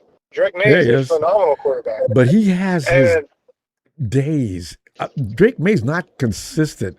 You see Drake May one week, he's just a ball of fire. And the next week, Drake May for these last couple of playoff games, he's okay. But I don't see him doing anything strenuously good. But here's the thing too, Ronbo. He's winning. Sam Darnold's the same way. Darnold's the same way. Even more so. You can't say, Sam Darnold is without flaw, because I guarantee you, he gets hit one good time, and his ghost will come right back to haunt him every time. And that's the thing about, Stafford and Darnold. Their ghosts always come back to haunt them at the worst times when it matters the most. And it's whether or not it's going to be a battle of the defense. It's not going to be an offensive battle. It's going to be who could play a better chess match, who can outsmart who. It's 2 different coaches, 2 kind of newish coaches, to the franchises, 2 brand new QBs, and an entirely different team. And, for the Niners, I hope the Seahawks don't win. I really do. I'm sorry, Eric. I know you're a big Seahawks fan. You've been real cordial. I really like you, bro. But, hey, you know what? Your Hawks got to go down for the sanctity of every 49er lover out there, man. I can't have you guys win. I will put everything on the line to say that the Hawks will not win this year. And if I got to put the pads on myself, and sabotage the game, I will. I can't. I cannot hear another 5 years of the Seahawks winning the Super Bowl, because we already heard that. We've heard that before. We've been down that road. I don't want to hear it again. The Legion of Boom just finally stopped being talked about. We cannot have that again. I'll do whatever it takes. I'm not even joking. But the fact of the matter is that it's something interesting to me. Maybe this could contribute to the injuries. You know, Kyle Shanahan said that they practiced for 3 days straight, as where Sean Payton practices for 6 days. So I'm wondering, okay, well, if it is the substation, you know, let me take off my tinfoil hat real quick. What if maybe it is true that they're not practicing enough? Maybe, because he goes, oh, yeah, the first day we go all out. Then it gets less the next 2 days. Well, here's the problem. You go all out the first day, and you kind of lay off of it the next 2 days. Yeah. You're not really giving your body any rest. Stephen, you know what? We're going to talk about that substation forever, I can see right now. But you know what? I need more proof. But listen, we're going to go, and always entertaining, as you are. We're going to see you Wednesday. All right? I'll see you Wednesday, bro. I'm telling you, bro, I'll sabotage that game. Yeah, I believe it, too. All right. Hey, Stephen, have a great night, fam. All right. You too, Ronbo. Have a good night. So if you see a guy run out there with nothing but a helmet on, but I know it's Stephen, he'll probably be butt naked, run across the field, especially when a good play is about to be made to win the game for the Hawks. You'll know that's Stephen. Hey, Michael. Hey, Ronbo. Boston and Connecticut had 22 inches of snow. Hey, are you at your house? Because I remember you were talking about you can't stay. I got to plow so I can get in. My whole window was underneath the snow. I couldn't even, if I was in the basement and I looked out the window, the only thing I see is just white. White. Nothing, no sky, nothing. All white. Well, at least it's too cold. You know what? When you talk about a fire, it's too cold for a fire to burn. Michael, I just realized. I know. Yeah, but if you're there's no way for your house to catch on fire. I know, but if you're in the house and something blows, you get burned. You don't know. Michael, you know, it might. Have they cleared your doorway out now?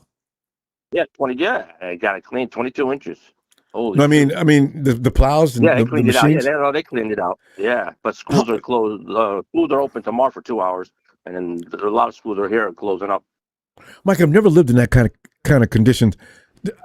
How fast does that snow pile up? I mean, if the plows go by now, is that snow going to pile up really? How soon does it take to block my door? It's 22 inches now, and if we're supposed to get more snow next week, it adds on top.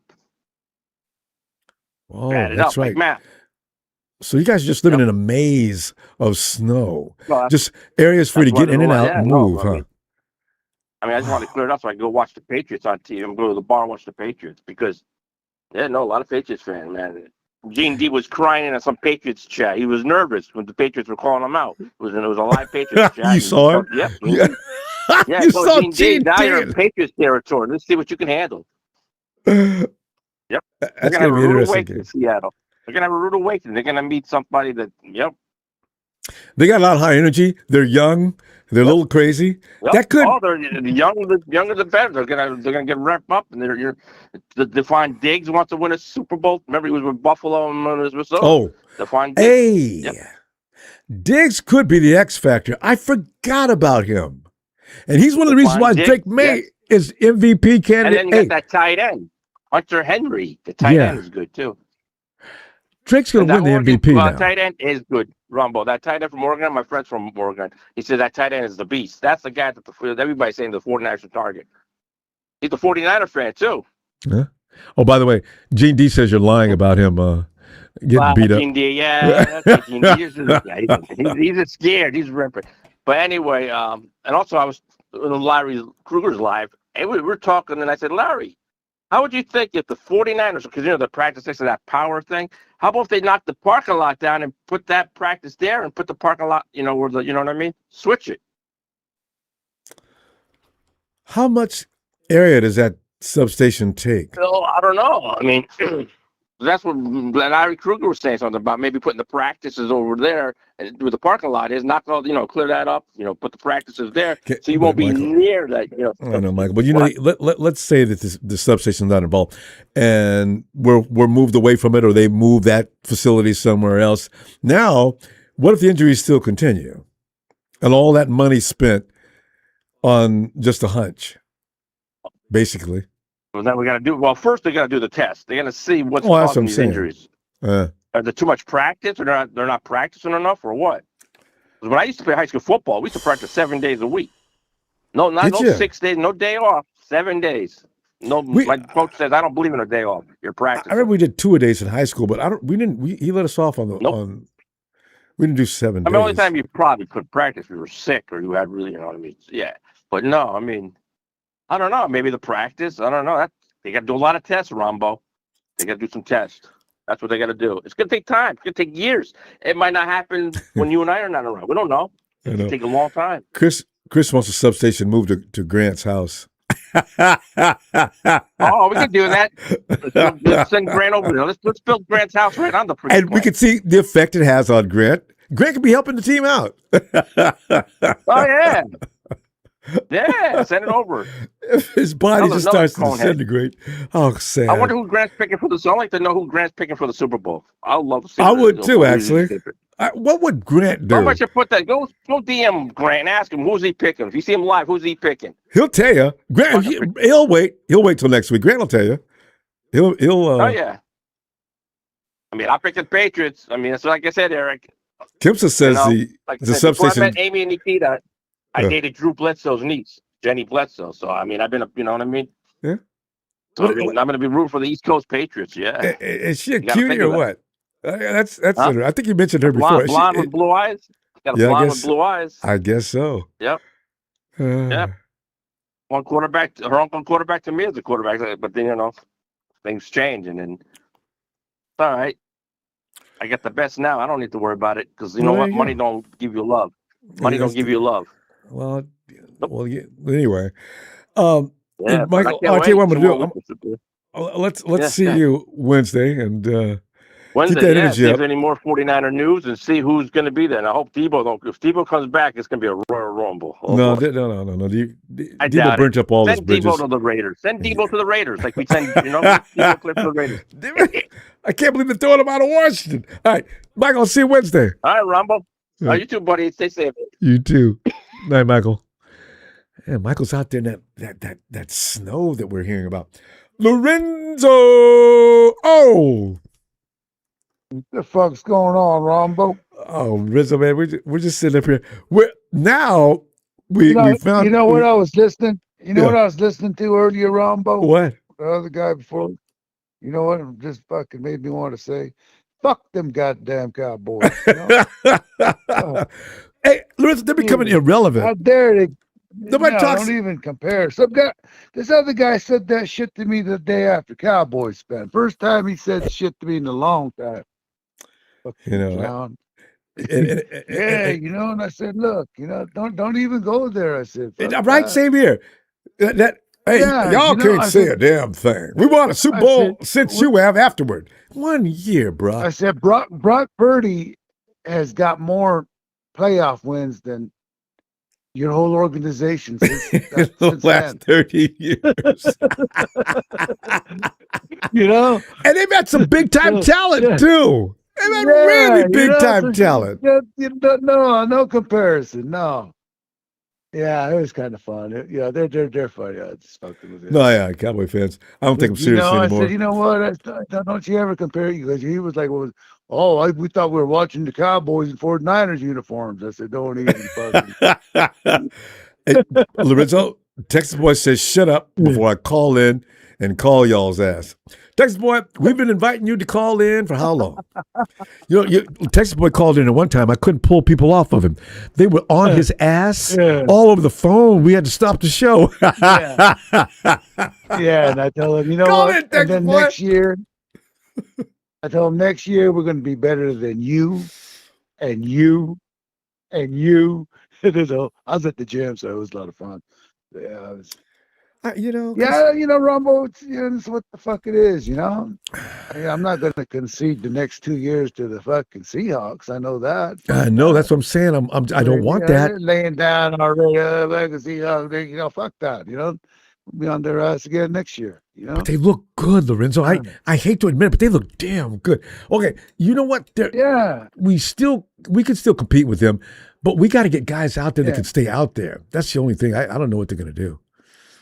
Well, you know what? We got a good front. We got fucking if Bosa stays healthy and Williams and Collins and CJ and then White from that we picked up. We got We him got next year too. That's players. a I pretty, mean, that's that's a never the pretty problem. formidable front right there. You know, I roll with those guys. I do too. And Ricky yeah, and Ricky Pearsall, people talk about him, but Ricky Pearsall can play, y'all. Ricky Pearsall, when I yeah, watched Woolen dealing with Puka yesterday, he was staying right with him. Ricky yeah. embarrassed Ayuk Woolen was, you on know, several routes. I don't want to say his name, but Ayuk was a big. That was one of the biggest fuck ups, you know, aside from It's a mental everybody case. being hurt, you know. That one was big, but you know we've learned to play without him, so fuck him, you know. I know, That's just what it is, you know. and we did, But, you know. yeah, and then you don't know what's going to happen by next year. I mean, who knows that? You know, we might not all wake up tomorrow, you know. He's not like Kyle Shanahan when they kept asking him questions he didn't want to answer. I don't know what I'm going to do Sunday. I don't even know if I'm going to be alive Sunday. Kyle, what did they ask him? Kyle lost it right there in front of the podium. So, yeah, I don't want to speculate on it for next season already, you know.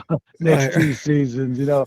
I know, because you're only going to make yourself The sick. Hawks for a while. True. Yeah, fuck those guys, you know. Shit. Next year's a new year, you know. Damn It's right. first time, you know. But you know what? God damn, I mean, 3 of the top 4 teams were NFC West. When's the I last time know, you seen right? that happen?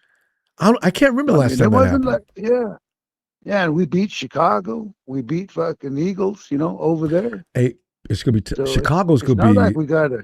in Yeah, it next it's year. not like the Hawks are Invincible. we just They're tough. they though. it's not like it'll be good. It'll be fun. Lorenzo, look for Carolina, the Bears. Don't look Yeah. for Detroit's not going to lay dead too long. The Packers are strange. The Packers are like the cold temperature Cowboys. The Packers are a comedy team You know too. who's gonna suck for a while though? What? That we don't have to worry about winning any Super Bowls. Who's that? Steelers. Oh yeah. Notice I didn't mention them. The Steelers got snake bit, and it's really bad. They hired Mike McCarthy. I heard about that. That's sad. He only won one with Aaron Rodgers. You know, Mike doesn't way back. yeah, And they he had a hell doesn't- of a team, around them. They did. So why would you hire Mike McCarthy? He failed with the Cowboys too, right? They've Isn't got that the same guy? traditions in Pittsburgh that they won't stop. They're running the same mindset as they did back when Terry Bradshaw was out on the field, and I mean they don't change. But you can't do that. Yeah, We're in the 21st century. You just can't. so if we had like a good receiver and Kittle healthy against those guys, and I think we're good. We're good. So we better because season's going to be here fast. We got to go, fam. I'm going to see These you. young guys, these young guys are going to grow up next year. You watch. I know. All right, hey, bang, bang! Don't be conceding the next 2 years already. All right, don't be scared. You doing that? We got. I'm for the Patriots too. Yeah, okay. I Two. We don't want to I get got it. no beef with the Patriots. Yeah, All right, later. right, Bang, fam. bang. Night, Lorenzo. Hey, yo, E. Ronbo, what's good with you? Hey, man, we're just sitting around here looking at, your team out there, your neighbor out there. The Patriots built that team under Vrabel, and then you got Mike McDonald. Took him 2 years to get to the Super Bowl, and it's making us mad, So, all we can do is get mad. All you can do is get mad, right? All our guys laying up, stretched out in the hospital. Do we deserve that? I don't know. Next year, we can't say the 49ers never have 2 years back to back, everybody getting laid out. We've had 3 straight years of getting stretched out. Say that again. 3. And then what's going to change? I put on the chat a couple times. What's the definition of insanity? Every 49er fan knows that now, what the definition is. Doing the same thing over and over and again, expecting a different outcome. And over and over. Yeah. Now, I wanted to touch on 2 points before I go too far. Robert Saleh. When the draft was going down, you had the owner saying, get Robert in the room. He'll make the draft. Right? And he made some draft picks, I'm guessing. No, he did. Why is he not with our team today if he made draft picks last year? Ain't that like a route, like a guideline almost? You know what I'm trying to say? I know, because it's your players. Money, okay? The fact that Tennessee is money all the time, though. Well, it is in this case. Robert Saleh's got a house full of babies too. Robert's trying to compete with how many babies has he got? He got a lot. But like you're saying, everybody say if he got a full head coaching job and it wasn't a good job, he'd get fired and never get a whole head coaching job again. Yeah, Tennessee's the wrong place to go. Poor. He's the highest paid defensive coordinator in the league. He can take care of them kids. Yeah, it's ego. He wants to be in charge. For a second. Let's go off that for a second, and let's go to Greenlaw. Dre Greenlaw. They gave us the thing a year ago that he left because he wanted to be the star of his team. Did you ever hear Greenlaw talk after that? No, I can't say that. No. Have you ever heard him talk after that? I'm asking. No, I'm trying to recollect. I don't know. Was Dre playing yesterday or Sunday? I think so. Dre went over there because he wanted to be the man. Trying to do the peanut punch. Yeah, I don't know. My point is, I'm sorry, because I know we're short in time. Go ahead. Is that if he wanted to be part of a Super Bowl team and beside a Pro Bowl player, he would have stayed with the 49ers. Yeah, but his outlook on that thing was he wanted to go with a team who loves him. He was an adopted kid. He said he felt more love from Denver than he did 49ers. Did he say that? That's a problem. Yes, he did. That's why I said don't believe everything you hear. Oh, but I don't know about that. I swear to God he said that. No. I swear to God he said that. Why would he say that? They treated him like a god. Because he felt love from Denver. Something's going on with that organization. I don't care what nobody says. I mean, Fred Warner made him feel all the warmth in the world. He didn't need none from anybody else. So, they were brothers. Their wives is a friend. But here's the thing. They flew to his house. Now, they didn't, I don't know if Dre asked for money and they told him, you got to wait or whatever. But they flew to his house to offer him something, please come back. That's not something I've seen him do to anybody else. Unless Dre's just saying they things. Didn't do it in the beginning. They didn't do it in the beginning. They did it after he tried to get a contract with Denver. Then they flew to his house. That's true. Stop trying to act like you want me after the fact. Like Ayuk. Oh, you don't want me, then you want me, then now you don't want me. No, wait a minute. I don't know what's going on. No. Ayuk, I used to blame for some of that too, though. Not all of it. Yes, sir. Yes, sir. I'm not saying he ain't. Everybody has, it's two sides to the, like, all right, let's go to this because it's my third thing. A divorce. When you got a wife, right? You think she's the prettiest thing in the world. Mm. And you divorce her. Mm-hmm. And she gets another husband. Mm-hmm. Do you sit here and say, oh, she got another husband and I can't get another wife? Or do you just get you another wife? Right. You know, some guys go, depends on your personality.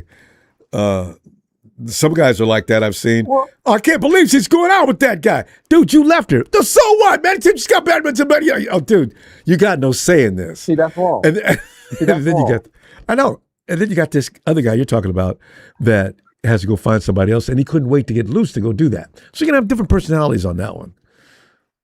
Yeah, but I can't believe Dre said that. Kyle Shanahan has a personality which did not or hasn't worked for us to win the championship yet. We can lead this guy and he can get another woman somewhere else or another team somewhere else. It can be the same thing. You cannot just keep hoping that definition of sanity that this thing's going to change just because you want it to change. If I had it my way, we'd move back to Candlestick. And by the way, they could have put we could have a whole other stadium in that area where they tore Candlestick down. What is it now? I haven't been by there in a long time. Is it a vacant lot now or what? I mean, they could have built another facility up in that same place if they were worried about modernization.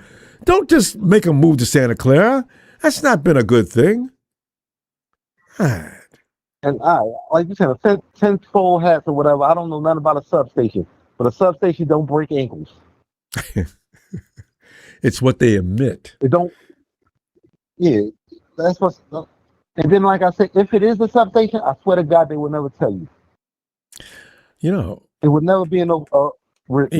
I know, because that's too much money, and money has always ways of making things work the other way. Hey, we got to go though, and I'm sure the substation's still going to be a problem Wednesday. So I'll get back to you on this, okay?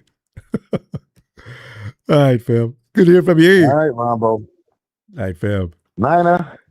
Bang, bang, Niner. The gang. Yes, sir. 90. I just had to get all that out because it was just well, yeah, I mean, that's why we're here. Do they have substations everywhere? Good night. What I'd like to do. Substations. Yeah. All right. Bad draft pick. We got to go, fam. All right. 90. All right. Brian. 49ers, red and gold. I'm always rocking the Niners till I'm dead and cold. I screams their name from the Mid-South because the law always says, know your role and shut your mouth. Say I've been Ronbo. What's up? Not much, fam. We're just sitting there going over. Tonight we're trying to find out why we have to suffer in a similar fashion each and every year. Yeah, David, we could have built that park, as somebody mentioned here, trying to base it where the Warriors are. Somebody said there were some ordinances, monies that Jed York did not want to pay, or the York family did not want to pay. It would have kept us right in the city, damn near. The Giants are in the city. The Warriors, who used to not even use it, they still don't use San Francisco Warriors. I mean, it's just the thing that it just doesn't get it. I mean, Brian, some of the things that happen to us each and every year, it has become routine. We do suffer the same fate. We come into the season looking good. Oh, we've got this. Nothing's going to stop us now. And then here we are in January, getting close to February. Oh, God, I don't know what we can do. We got to get rid of that coach. And who's a goddamn quarterback? We've had enough of him, too. And Jed York, sell the damn team. Brian, where do you designate the problem? Since we're troubleshooting, apparently, like we do every year, where is the answer? Well, 3 points. All right, so I'm going to hit him up quick. All right, first, it starts from the top. Think about it. After when we lost to the Cowboys in that 90, what was that? Was that the 92 season? NFC-championship. We lost to the when Cowboys beat us. One of those 90s. Yeah. Yeah. Well, what was who was running the Niners then? Ed DeBartolo. Was it Ed DeBartolo? Ed DeBartolo, right? Eddie. Ed DeBartolo. Yeah. It was Ed DeBartolo. Ed DeBartolo said, "Look, I am tired." I said, "No." He said, Ed went off, and he said, "We gotta take the power back. We gotta win championships. If he gets pissed off, then it's gonna trickle on down. Then everybody else is gonna follow down." Okay. Have we heard from Jeb? You only hear from Jed at the end of the season when he's pissed off. Jed hasn't made his end of the year speech in years. Yeah. Because Jeb ain't been pissed off. Jeb been satisfied. I'm telling you. Yeah. I mean, they just have. Look at the draft picks. Let's take the first, and then this is my second point. Look at all these first round draft picks in the last 10 years. Markel Williams and Ricky Pearsall, they, the jury's still out. Trey Lance, we didn't get none from him. Javon Kinlaw, we didn't get none from him. Brandon Ayuk, where we going with that. Nick Bosa, he's still, that's about the only one. Honestly, Nick Bosa's the only somebody that we're getting some real mileage value on. from. He's the I mean, only one. consistently. Yeah. But Yeah. Brian, Mike Nick's going to play a Mike year McGlinchey, and be you remember who? Mike McGlinchey? You remember him? Yeah, of course. Everybody, you can't forget him. Yeah, he was the first. We did what we did. Solomon Thomas, you remember that? You remember that guy? Oh, I was. Yeah, I do. Yeah. I Ruben do. Foster, the girl, they had to bring his girlfriend for that, for a kid crashing his career. Nice. DeForest Buckner, he was pretty. DeForest Buckner's pretty good. That was one of the best picks. Number 13, him and DeForest Armstead. Yeah, the draft. Yeah, Armstead. Joshua Garrett, who was he? You remember Joshua Garrett? He was back 2016. Joshua Garrett, I don't even know what he played. I was going to say, he what was the first position? rounder. The name, yeah. Well, that. Yeah, Joshua Garrett. Still, Balky's pick of that wide receiver. And Tony says he played a guard. He was an offensive lineman. Okay, yeah. Okay. So out of 10 years, we only drafted 2 linemen in the first round. And what has been our Achilles heel with Kyle Shanahan and his genius and all of that? What has been our Achilles heel? The O-line. Trent is not getting no younger. We got to get both lines. We got to get both lines going. That's my, that's my take on that. Only Howie Roseman can do that. Do you know Howie Roseman of the Eagles? He's the only guy that had both a good offensive line and defensive line on the field at the same time. It is hard to find. There's only 2 or 3 teams in the league that have really outstanding offensive lines. Kids come out of school, I don't want to be an offensive lineman. They don't. That's what I'm saying. If kids would now learn, if you got the size and genetics makeup to get big, drink your milk, lift weights, get big, get strong, and work on your speed, and you'll get paid top dollar in the NFL. They don't want that. They want the sexy pick. Big enough. I could be a tight end. I could be a quarterback. Dude, you weigh 275. And you're not even, what are you 21, 20, 18, 19? Come on. Eat, get bigger, and get mean. And also, Ronbo, we need to address speed in the draft too. We have nobody to create separation. Debo was good. I mean, Debo and Ayuk, when they were playing and when they were together, when they were in sync, they were able to at least get some separation. They were quick enough to do that. Well, they wasn't blazers. Yeah. They weren't blazers, but they were able to get, in most cases, 9 times out of 10, they would most get separation. We didn't have that. That's why our quarterback was back there patting his back. That's why nobody could get open in Seattle. Brian, there's always great conversation with you. I want you to bring this back Wednesday. I'd love to pick out certain players that were either bust or not, but successes on the field. But I got to come. We'll come back Wednesday. All right. Mm-hmm.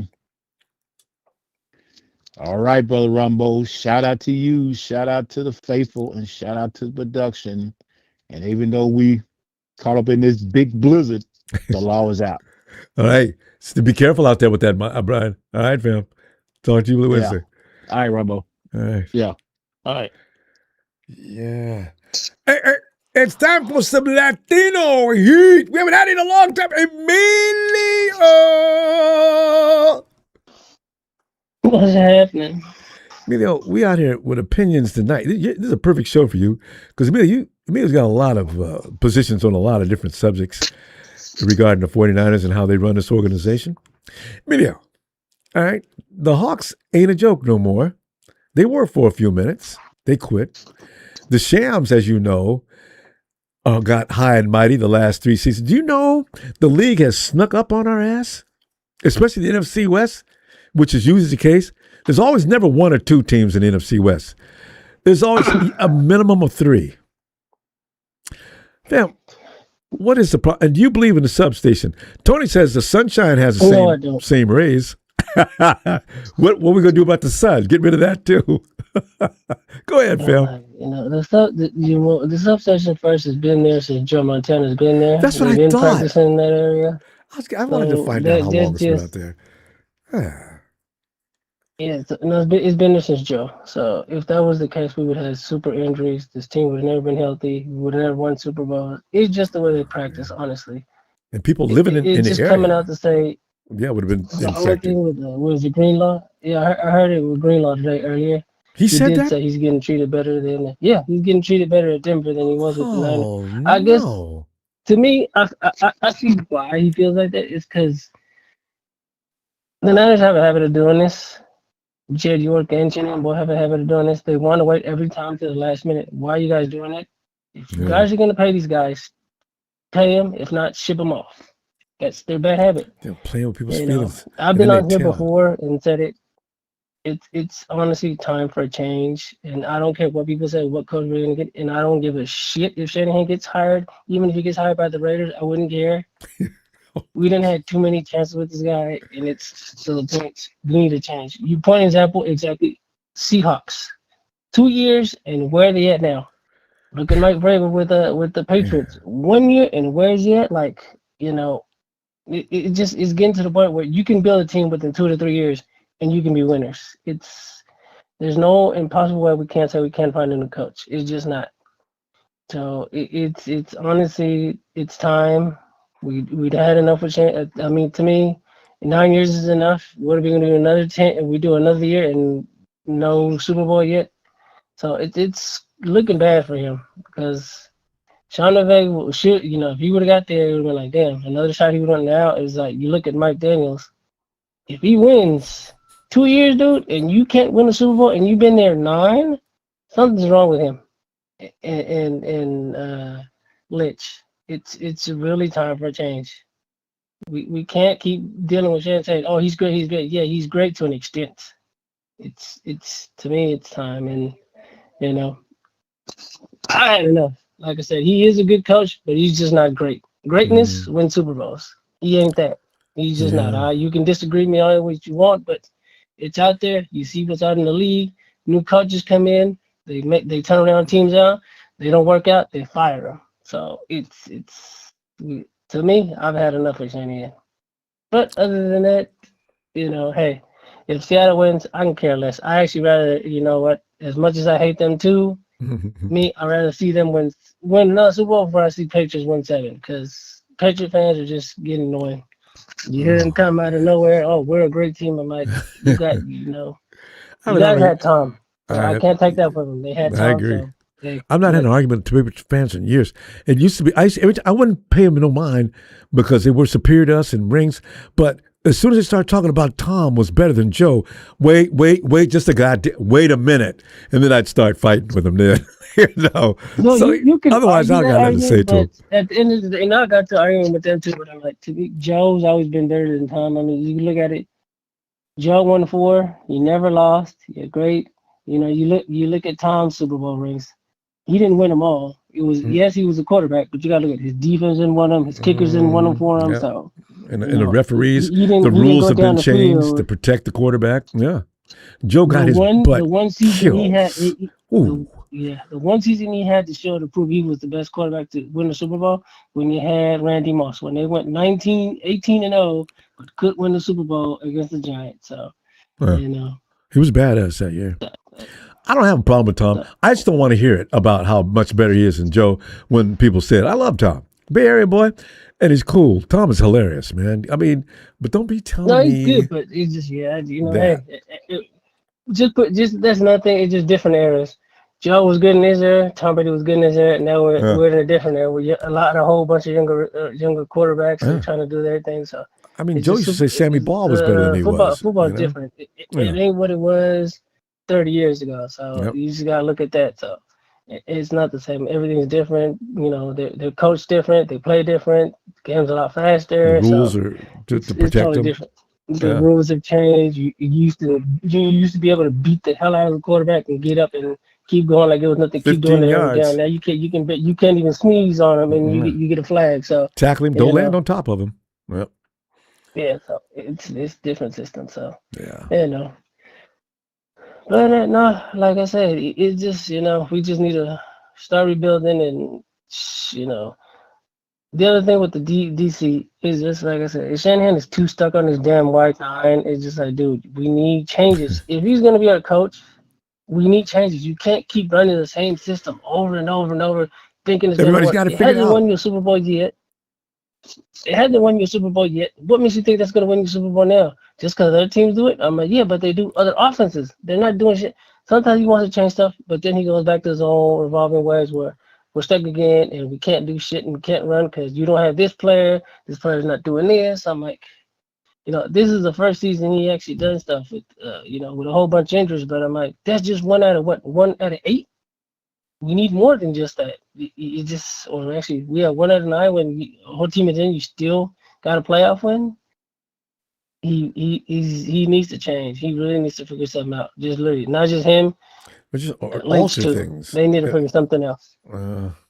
They need to do a lot of changes. They got to do self-evaluations on each other. Like, you know what? We done this, and ain't working. But, And as far as Jet goes, well, I was just last thing. Just as far as Jet goes, sometimes he steps in. It's just, they're never going to sell the team because he said they're not. And with his mom running the team, she tried before and it didn't work out. So, and as far as we're stuck with this team. So, it is what it is. So, I just want to see changes because you look around the league and it's just we crazy. do see things happening. We're still stuck in. We're still going in the circle with this team, and It's insanity, Emilio. That we've been talking about that all night. We gotta go, fam. I'll be back Wednesday. No matter Bring me some more. no matter the end of the day, I'm still a Niner fan, but it's just of course I want some change. It's time. That's why you have a right to complain. We're overdue. All right. I'm not complaining. I just want to see change. No, I mean opinions. Things we haven't seen. I just want to see, other stuff. Right. Not that go back to Salah and a whole nother conversation. But all right, man, have a good night. You too, Emilio. Night, fam. And Tony's been laying in the wings, making comments, comical comments. Tony, why would you confuse people with facts like that? That was vicious. Aloha, Ronbo. Aloha, Tony. How you been? It's been a rough while. 7 weeks or so. Yeah, I know. At least, yeah. How you been? Is everything okay? You've been working on something seriously important. Yeah, just busy AF as the millennials who are no longer the kids said. So I've just been super busy, but caught every single game, and it was honestly, the Niners went on an amazing run over the last over the last quarter of the season. Yeah. They maxed out everything they possibly could have, given how much talent was on that roster. Yeah. And the incredible thing is just how good that offense looked without when the wide receivers were all at best a wide receiver 3, right? George Kittle was coming back from injury. Christian McCaffrey is at best the end wide of his receiver rope, we had. Well, the best pass catcher. No, Kittle was the second best pass catcher that. That's right. But I'm so proud of this team, but it is rough. It is rough, and at the same time, this team is going to be really, really good next season. I hope you realize that, because if looking at what Kyle and Brock Purdy did with this offense without wide receivers, and then what this defense was able to accomplish to get to the playoffs as deep as they were, I mean, honestly, they were way over their skis, but they performed really, really well. And they're gonna get Bosa, Warner, and Michael Williams back, right? And Alfred Collins and CJ West are going to have a full off. They're going to mature, especially CJ West, who doesn't have to have surgery. He's going to get his. I mean, he's going to be able to get into that NFL nutrition program and afford whatever 6 figures to put into his body in the offseason, getting all of the shots and massages and hyperbaric chambers and all of that sort of stuff. You got it. Every football player's house has one. Yep. Well, he's going to be irradiating himself with some sort of green light or blue light or whatever it is. It might not come from a substation. It might not come from a substation, but I tell you, like there's so many therapies out there that these guys are doing nowadays. No, bottom line though, this team is going to be really good next season. This team is going to be, I agree. Yeah, especially for the first few weeks, nobody's injured. That's us. If we can just stay on the field. If our injury rate can just revert to the 20-year mean, like everything is going to be fine, So seriously, I'm feeling good about this team though, Ronbo. Feeling good. It's just sad we got to watch the Seahawks probably beat the Patriots, but hey. Yeah, you feel the same way. I don't see the Seahawks aren't going to lose to the Patriots. Yeah, one thing that while you were throwing beautiful barbs into the chat, Big Show threw one in there too. The substation did not follow Fred Warner to Tampa Bay, so there's that. Didn't follow Michael Williams to the Meadowlands, where Nick Bosa blew out his knee 2 years ago.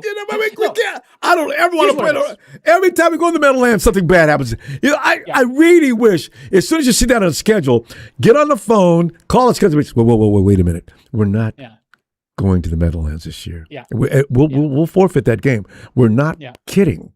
No, NFLPA should refuse to field teams at that stadium until they put grass in. That's all there is to it. The NFLPA just has got to be like, stop, because I don't know. There's a lot of injury stuff going on right now, Ronbo, that is so absolutely silly. But what it is this team has gotten injured at key positions, and they've gotten injured at high-priced positions. Yes. So we have an outsized percentage of the salary cap that is being eaten up with players who cannot play. And that is the reason why it's such a big talking point. John Feliciano is crazy and says crazy stuff. A few months later, it gets picked up, and then all of a sudden, Joe Rogan goes crazy, and all of these things. Show's always ready. Yeah, it's and the Super Bowl is going to make it worse. We got another 2 weeks of this substation talking point, but people believe what they want to believe. Everyone's like Brandon Ayuk. At the end of the day, everyone's caught up in the fifis, and that's really what the substation thing is revealing. It's like, take a step and back. Insanity is a part of it too, as Brandon Ayuk went. Tony, have you heard this one too? This happened a few weeks ago, and I just like, come on, give me a break, guys. Those guys that are injured, they're not really injured. Why? Well, I mean, what? No, it's all part of the NFL scheme, bro. You got to wake up, open your eyes. Really? Okay, I gotta go, guys. I'll talk to you later. No, Ronbo, man, seriously, man, I can prove it. No, you can't. I mean, I'm out of here. God, I didn't even repeat that to anybody. The first time I talked about that, people are getting hurt on purpose. They're not really hurt. They've been paid off. Yeah. Oh. Yeah. Anyway. Exactly. We're going to talk about this all off season, I think. So, but it's people believe what they want to believe because it makes them feel good. And ultimately, that's where we're at with the substation. So believe what you're going to believe. Just, understand it's not the substation. There's something wrong, but it's not the substation.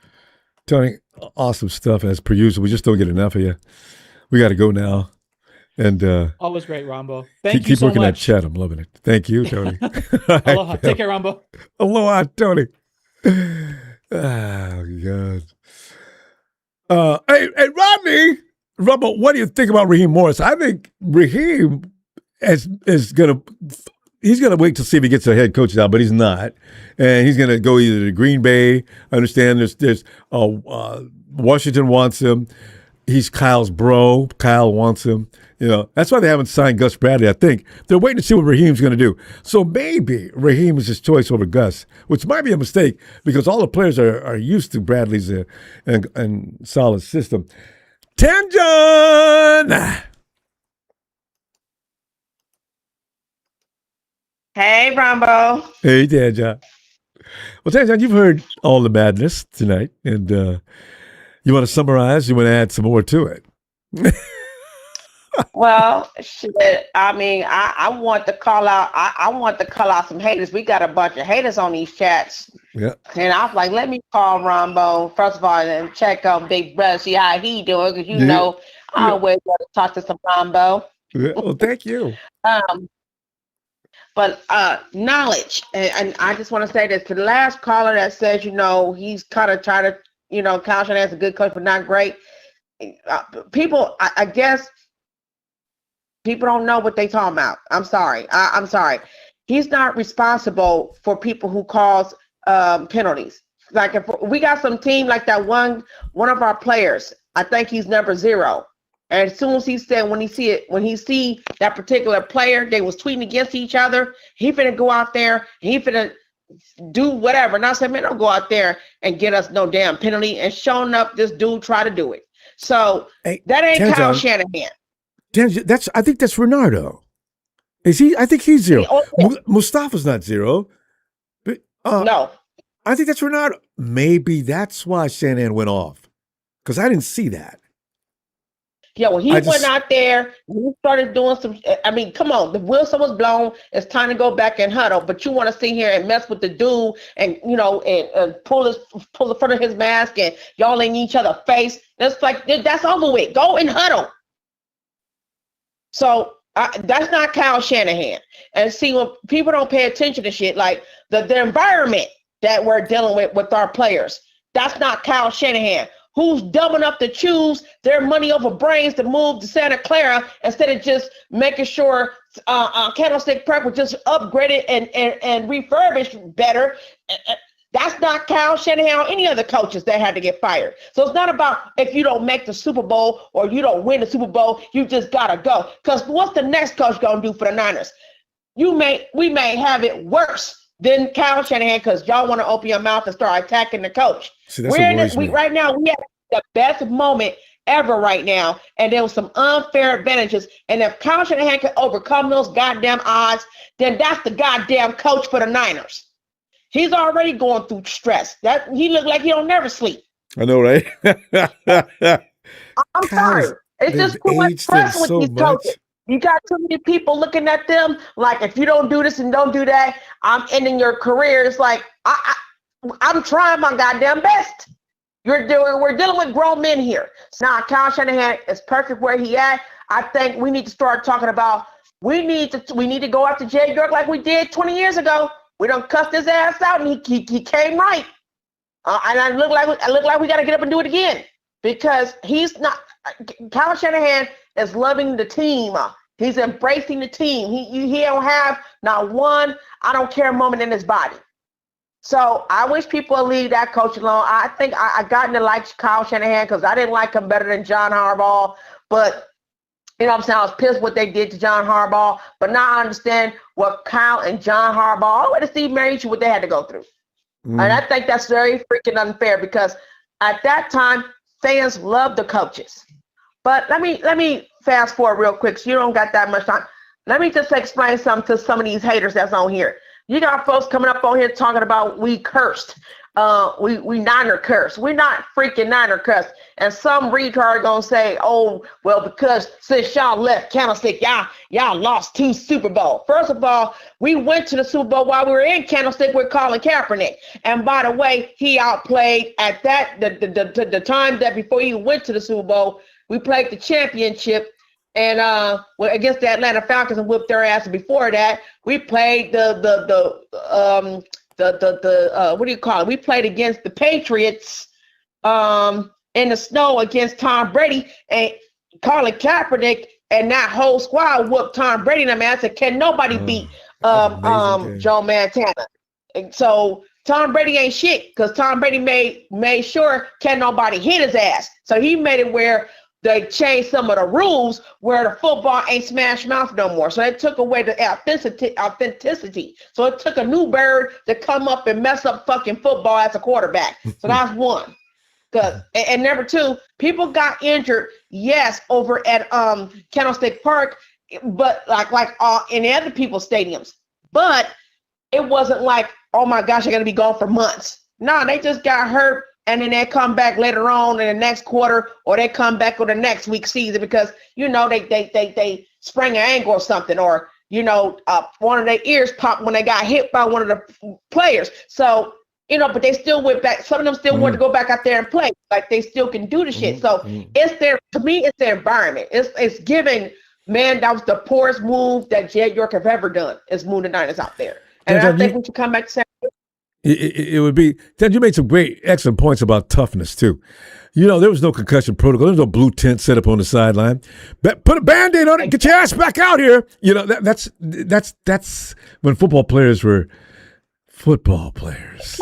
You used to ask them, do you want to? What's the guy name that sat there and broke his pinky and went back on out there and played? Ronnie Lott and cut that thing off. Ronnie Lott. Get the hell up out of here.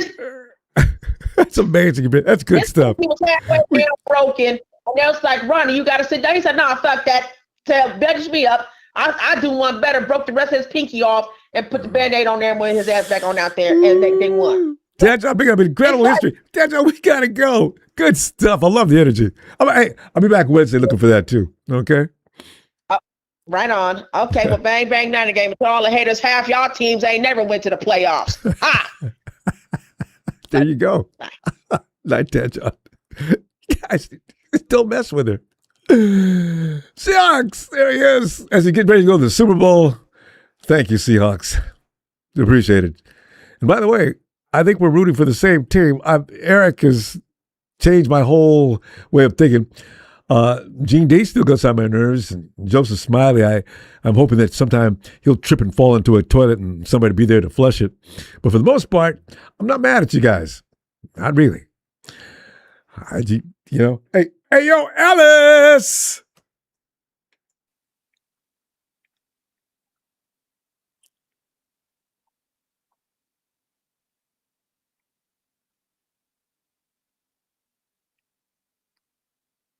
Ellis,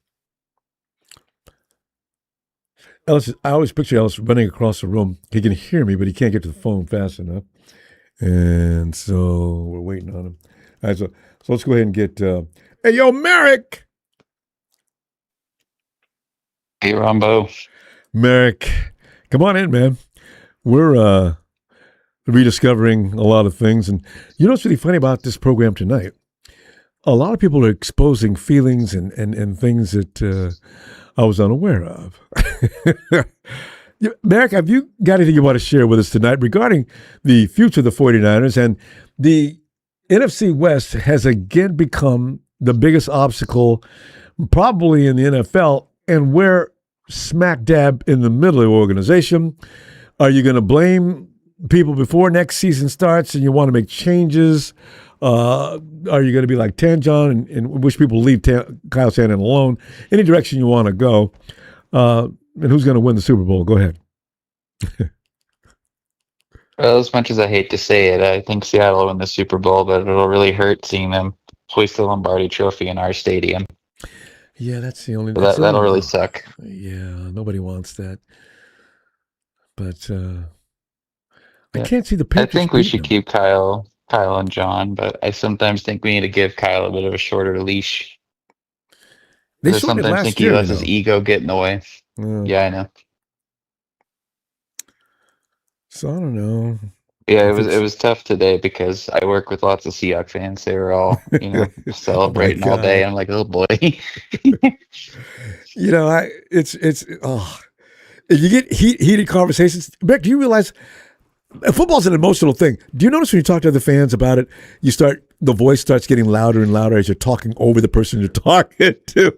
I do that every time I talk to certain fans. But go ahead.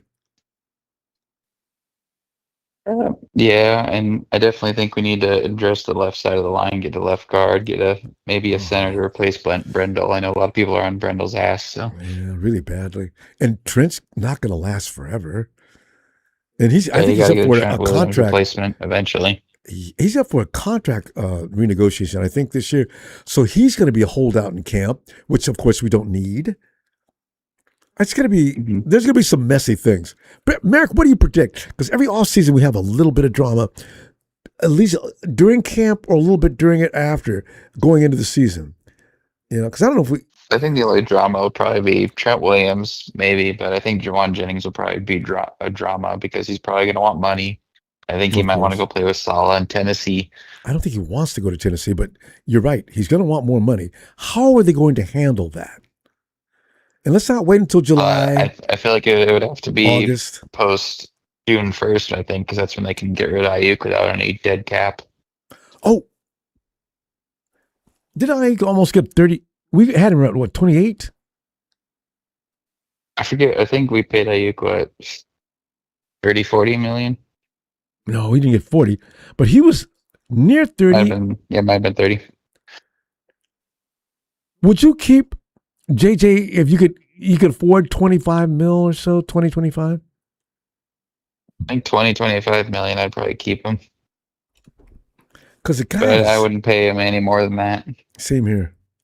Because the guy he defines 49er toughness out there on that field.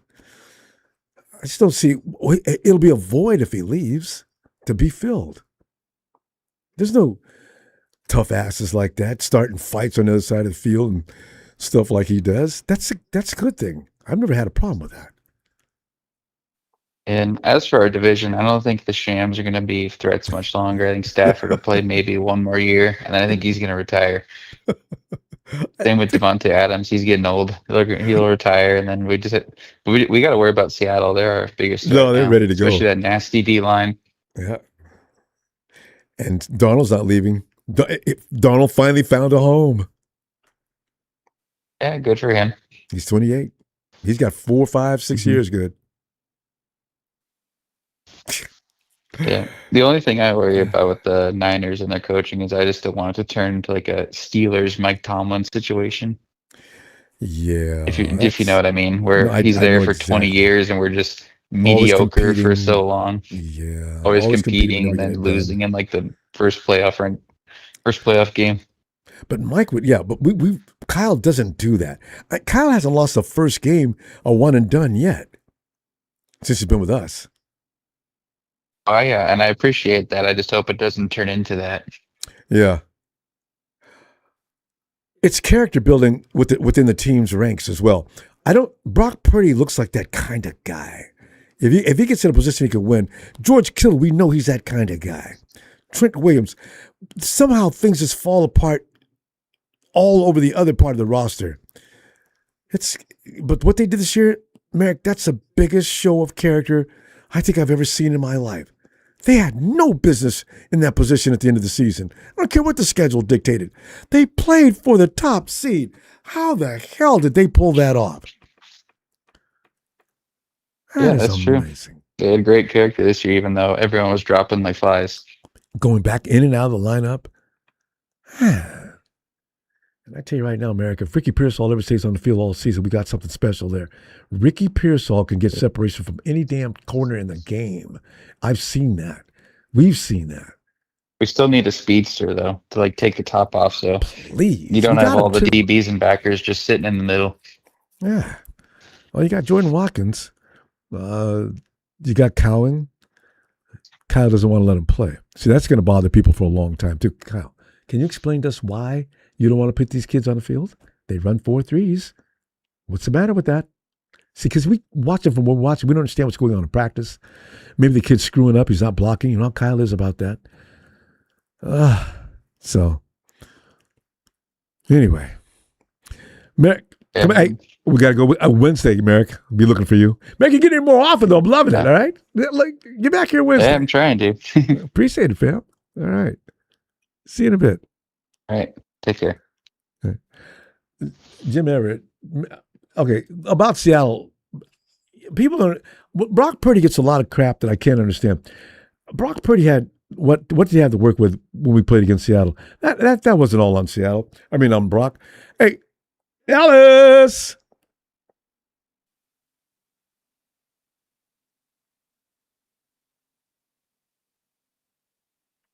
Okay, let's see.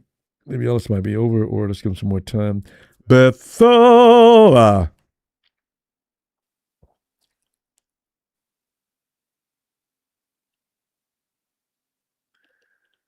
I guess it's getting later than I thought. Hey, what's up, Ronbo? But Bethel just woke up to talk to us. I can tell he just woke up. Bethel, I'm glad you stayed close up to here. Bethel! Bethel, all kind of things are now gyrating through the empire. And one of them is, of course, whenever we end up in this situation, we blame Kyle. Jed York, there's been some shots taken at him. Brock Purdy. I don't know that maybe we're not giving enough love to the fact that the 49ers got as far as they did. That was a novelty that's already worn off. People have gotten over that. And now we're angry again. But where are you right about now?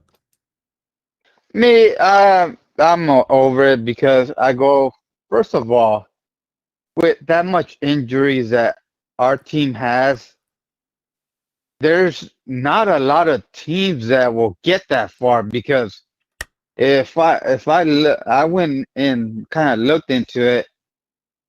I think in first place of 90 missing players, I forgot who it was. But there was a team that had 92 starters out, I think, or 90 first starters out. Over a and then stretch of time. Arizona was the second team that had 90 players out, and we had you're not 70 talking about one players. No, but you're not talking about one season. You're talking about over a stretch of time, right? No, we had one season. This is one season. 93 players. We had over 70 players, number one starters, out this year, and look how far we got. A lot of those teams that had a bunch of injuries, they didn't win that much games.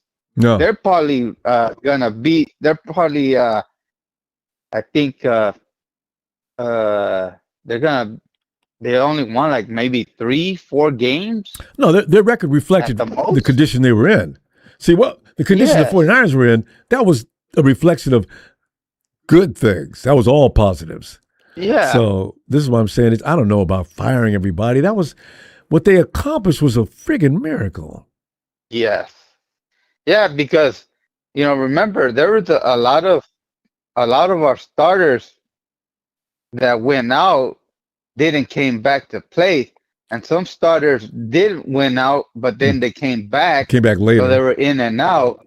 Yeah, came back later, and then plus we elevated some people from the passer card and then sent them back. So we used a lot of those. Yeah, we used a lot of those.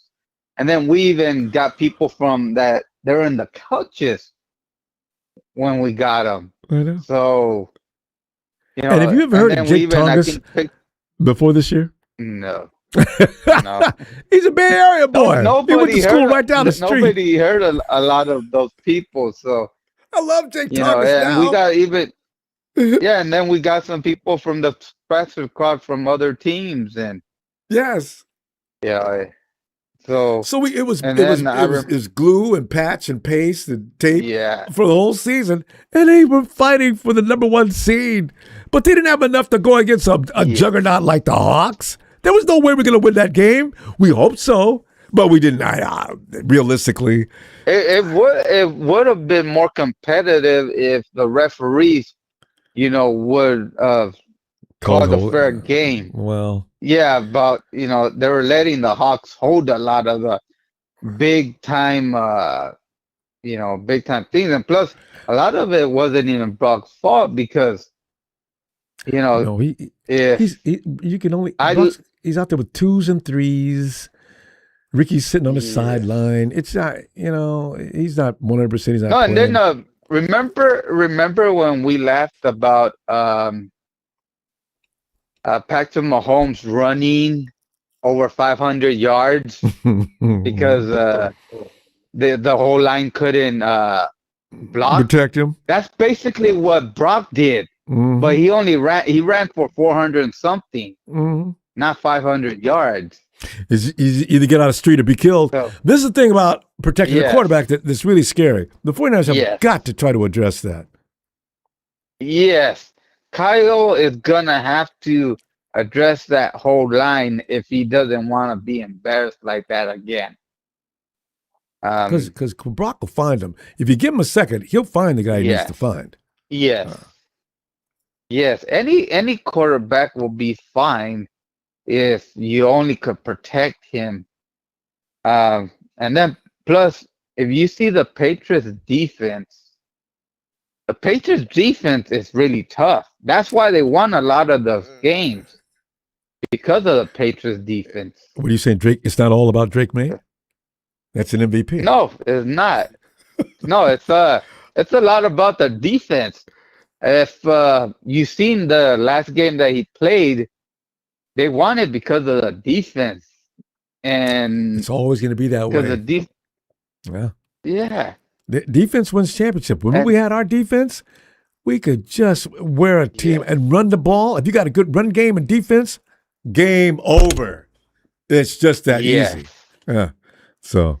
Yeah, and as long as we have a good defense, you could get by with a lot of the stuff, because if you look at the Texans, they had the number one defense, but the quarterback wasn't that good, and it cost them at the end. They lost. Bethel, we gotta go. I'm gonna see you Wednesday. Give me talk about C.J. Stroud, because I'm gonna see you Wednesday. And let's see what develops in Ninerville. Okay. All right, I'll see you on Wednesday, and it was a good season. Be proud of yourself, because not a lot of teams go this far. Amen. And let's go Niners. Yes, dude. All right, Bethel.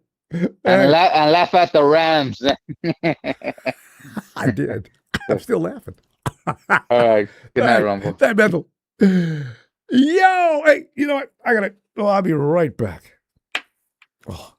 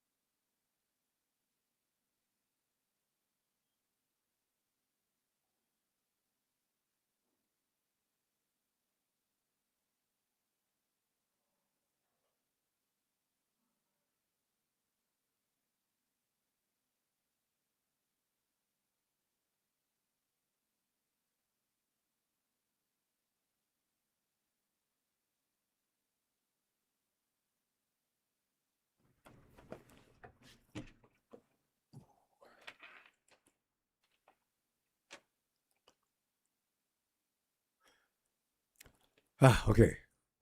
Thanks.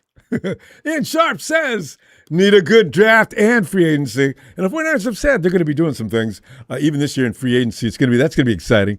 We got free agency coming up soon, too. Tony ATL. Tony. Ronbo, good evening. How you doing? Oh, you know, man, Tony. Evenings and late nights are going to be fun these days as we get to work. Rudy thinks he's going to sit over quietly. I went and got him yesterday and, of course, drug him back into the conversation. I was having such a good time. It's just better than slapping him around. So, yes, Tony, doing fine, my man. I noticed you. Tony joins the fun, comical too. On X, the way we took care of Rudy ran him into hiding. I ain't seen him since. I'll go get him later, because you got to intimidate him, antagonize him. He can't stand it. He's trying to be quiet, but he can't. He won't last. Well, Tony, he'll hide for a few days and then he'll slither out, just like Chrissy Jim Kim Everett slithered into the chat about a half hour ago. Yeah, I saw that. Is he still here? Texas boy. Yeah, he's still in there running his mouth, yakking. Talking about he gonna say the Niners are rebuilding. Well, you know what? It wasn't a rebuild. We're segueing. I know. I mean, we're still bringing in youngsters because you know Hufanga left, Dre left. We got people who I mean Debo, Ayuk. We do have people that are exiting, but we're trying to fill those spots immediately. It's not like a whole tear it down, hire another coach. He wants to get a new quarterback and things like that. Tony, I want to ask you though, what is your opinion about C.J. Stroud, and what would you do if it was up to you? What the hell's wrong with him? I'll get him a quarterback's coach. Is that what you think it is? I'll get him a good quarterback's coach and work with him. And then they got the offensive line ain't bad, like people say, but you just add a couple pieces to it. Why does he look so scared out there? CJ looks confused. I have no idea, Ronbo, because he wasn't like that last year. I mean, you said, CJ, run. You run. What are you doing? And he gets sacked. CJ, you I had know the Lanes I can see all for him too. He wouldn't run. God. So there's something wrong with his confidence. He needs a shrink too. Good coach and get him that quarterback's coach. The quarterback's coach, or get one of the best quarterbacks coaches, and they'll do wonders for him. Greasy, but is Greasy still in football? The one that Brock Purdy had. I have no idea. He surprised a lot. Frank of people. Reich would be a good quarterback's coach for him. Former head coach. Well, I feel bad for D'Amico because D'Amico had that defense was just brutal. People are talking about the Seahawks defense. I don't know if it's better than the Houston team, and they were frightening.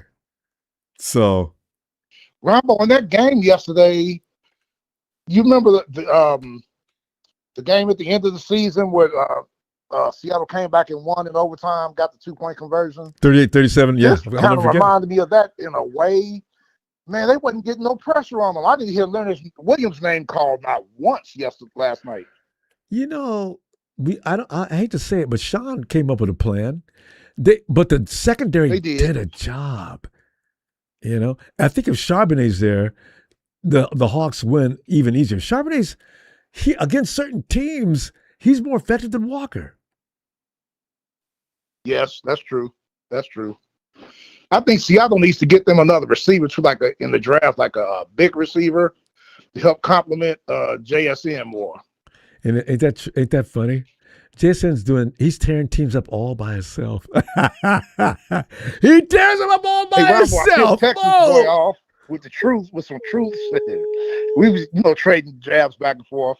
Yeah. I said, but that's okay because George Pickens' agent told the Dallas Cowboys, don't even call us. We don't want to talk to you. We're tired of that circus. We're going to go to a more professional team and get paid. He got pissed off when I said that. Tony, this is what I'm saying. And he's an unrestricted free agent. He does not have to sign there. He was only there for 1 year as he had this old Pittsburgh contract. He does not have to re-sign there. There's so many dumpster fires going on all over the NFL. Detroit is on the verge of somebody throwing a match on that because what happened to them this last year. Well, I think that could be fixed, though. Yeah, they had that 2-year window, and then they fell back. I think Detroit can be good again. Yeah. Is Stafford? They got to get some more conversation? defensive backs, though. They're secondary. They need. They get smoked. Did you hear this conversation about Stafford talking about he's had about enough? Because I haven't seen that yet. Oh, really? Okay, you haven't seen it either. It's going to words going around that he's television and the rest of the Rams fans on suicide watch. Because that's who they are. They're not the Shams. They're the Matt Stafford team. If they don't have him, it's over. And Jimmy Garoppolo said, I'm out of here. I'm going to pursue acting. I'm done. I mean, I really wish. I like Jimmy, and I have no shame in saying so. I don't want him over there. I didn't want him over there in the first place. Well, Ronbo, they had a top 10 pick, our pick, until we started winning at the end of the year. Now, I think they picked like 12th or 13th now because we was winning those games. And we beat them. Oh, you ruined that pick, didn't you? Maybe they could trade up and get a quarterback. Can we go ahead and start the rumor now that the Rams are actually getting ready to romance the Cincinnati Bengals for Joe? Oh, hell no. No. Forget that. Not happening. Not happening. Because what's his name? Stetson Bennett, the third Esquire. The preseason, the yearly preseason interception king. Every year. It's amazing. He can't get any better. He's been there for how long? And Rudy, I remember when he first came 3 years ago. Rudy, hey, Stetson Bennett may be the steal of the draft. He said that early in the season. The joke of the draft. You Preseason do this has all the proven time. that over the last 3 years. And then Texas boy got mad at me again because Gene D, he came in and said something to Gene D. I'm like, and Ronbo, forgive me, chat, for what I'm about to say because I put it in the chat already. I said, look at Texas boy kissing Gene D's ass, and it pissed him off. I saw him. I didn't know what he was ranting about. I saw that. Steve, because we're not paying Texas boy any attention. He wants attention, and we just think he's a joke. Oh, he's a Dallas like Cowboy fan. They're like a circus, like a dysfunctional circus. He's a joke. Oh, it's like Tom Nolan used to say back in high school. His football IQ is a negative 63. He doesn't have a football IQ. We all know that. We gotta like go, you said, Tony. Don't call me because we'll tear him apart like we did last time. We gotta go. I'll see you Wednesday, and I'm sure there's gonna be more comedy. I'm gonna find out about this Matt Stafford rumor, though. I gotta know. It's like it's several teams like the Cowboys got the 12th and 20th picks. They're gonna F it up. Of course they are. All right, Tony. Have a great night. Take Always care, a pleasure. Ronbo. Have a good off season. We're gonna have a good off season. I'm looking forward to the draft. It's about 3 months away. There you go. All right. Free agency too. All right, Tony. Have a great night. All right. Take care, sir. You too. Thanks, Tony. You guys get see if you getting fun watching some of these guys get pissed off, some of the trolls. It's like Tom Nolan used to say back in high school, they used to always have screaming laughing. You look at Tom was like, even in high school, Tom Nolan was like 6'2", somewhere 6'3". Guy was about 260, 265. That's big for a high school kid, right? So nobody messed with Tom. Maybe it's Tom Nolan. And if you did get pissed off, hey, you pissed off? Yeah. Better to be pissed off than pissed on. And there you go, Texas boy Tom Donovan, words of wisdom. We got it. Fam, okay. Fam, I will see you Wednesday. Yeah. See you Wednesday. Let's see what else develops around Santa Clara and around the league. We're starting to get into that too. All right, fam. Thank you for the contributions, fam. Always appreciated. Thank you so much. And hey, but don't forget to subscribe. I love subscribers. You gotta have them. Meanwhile, it was a Malbec from yesterday. Niners!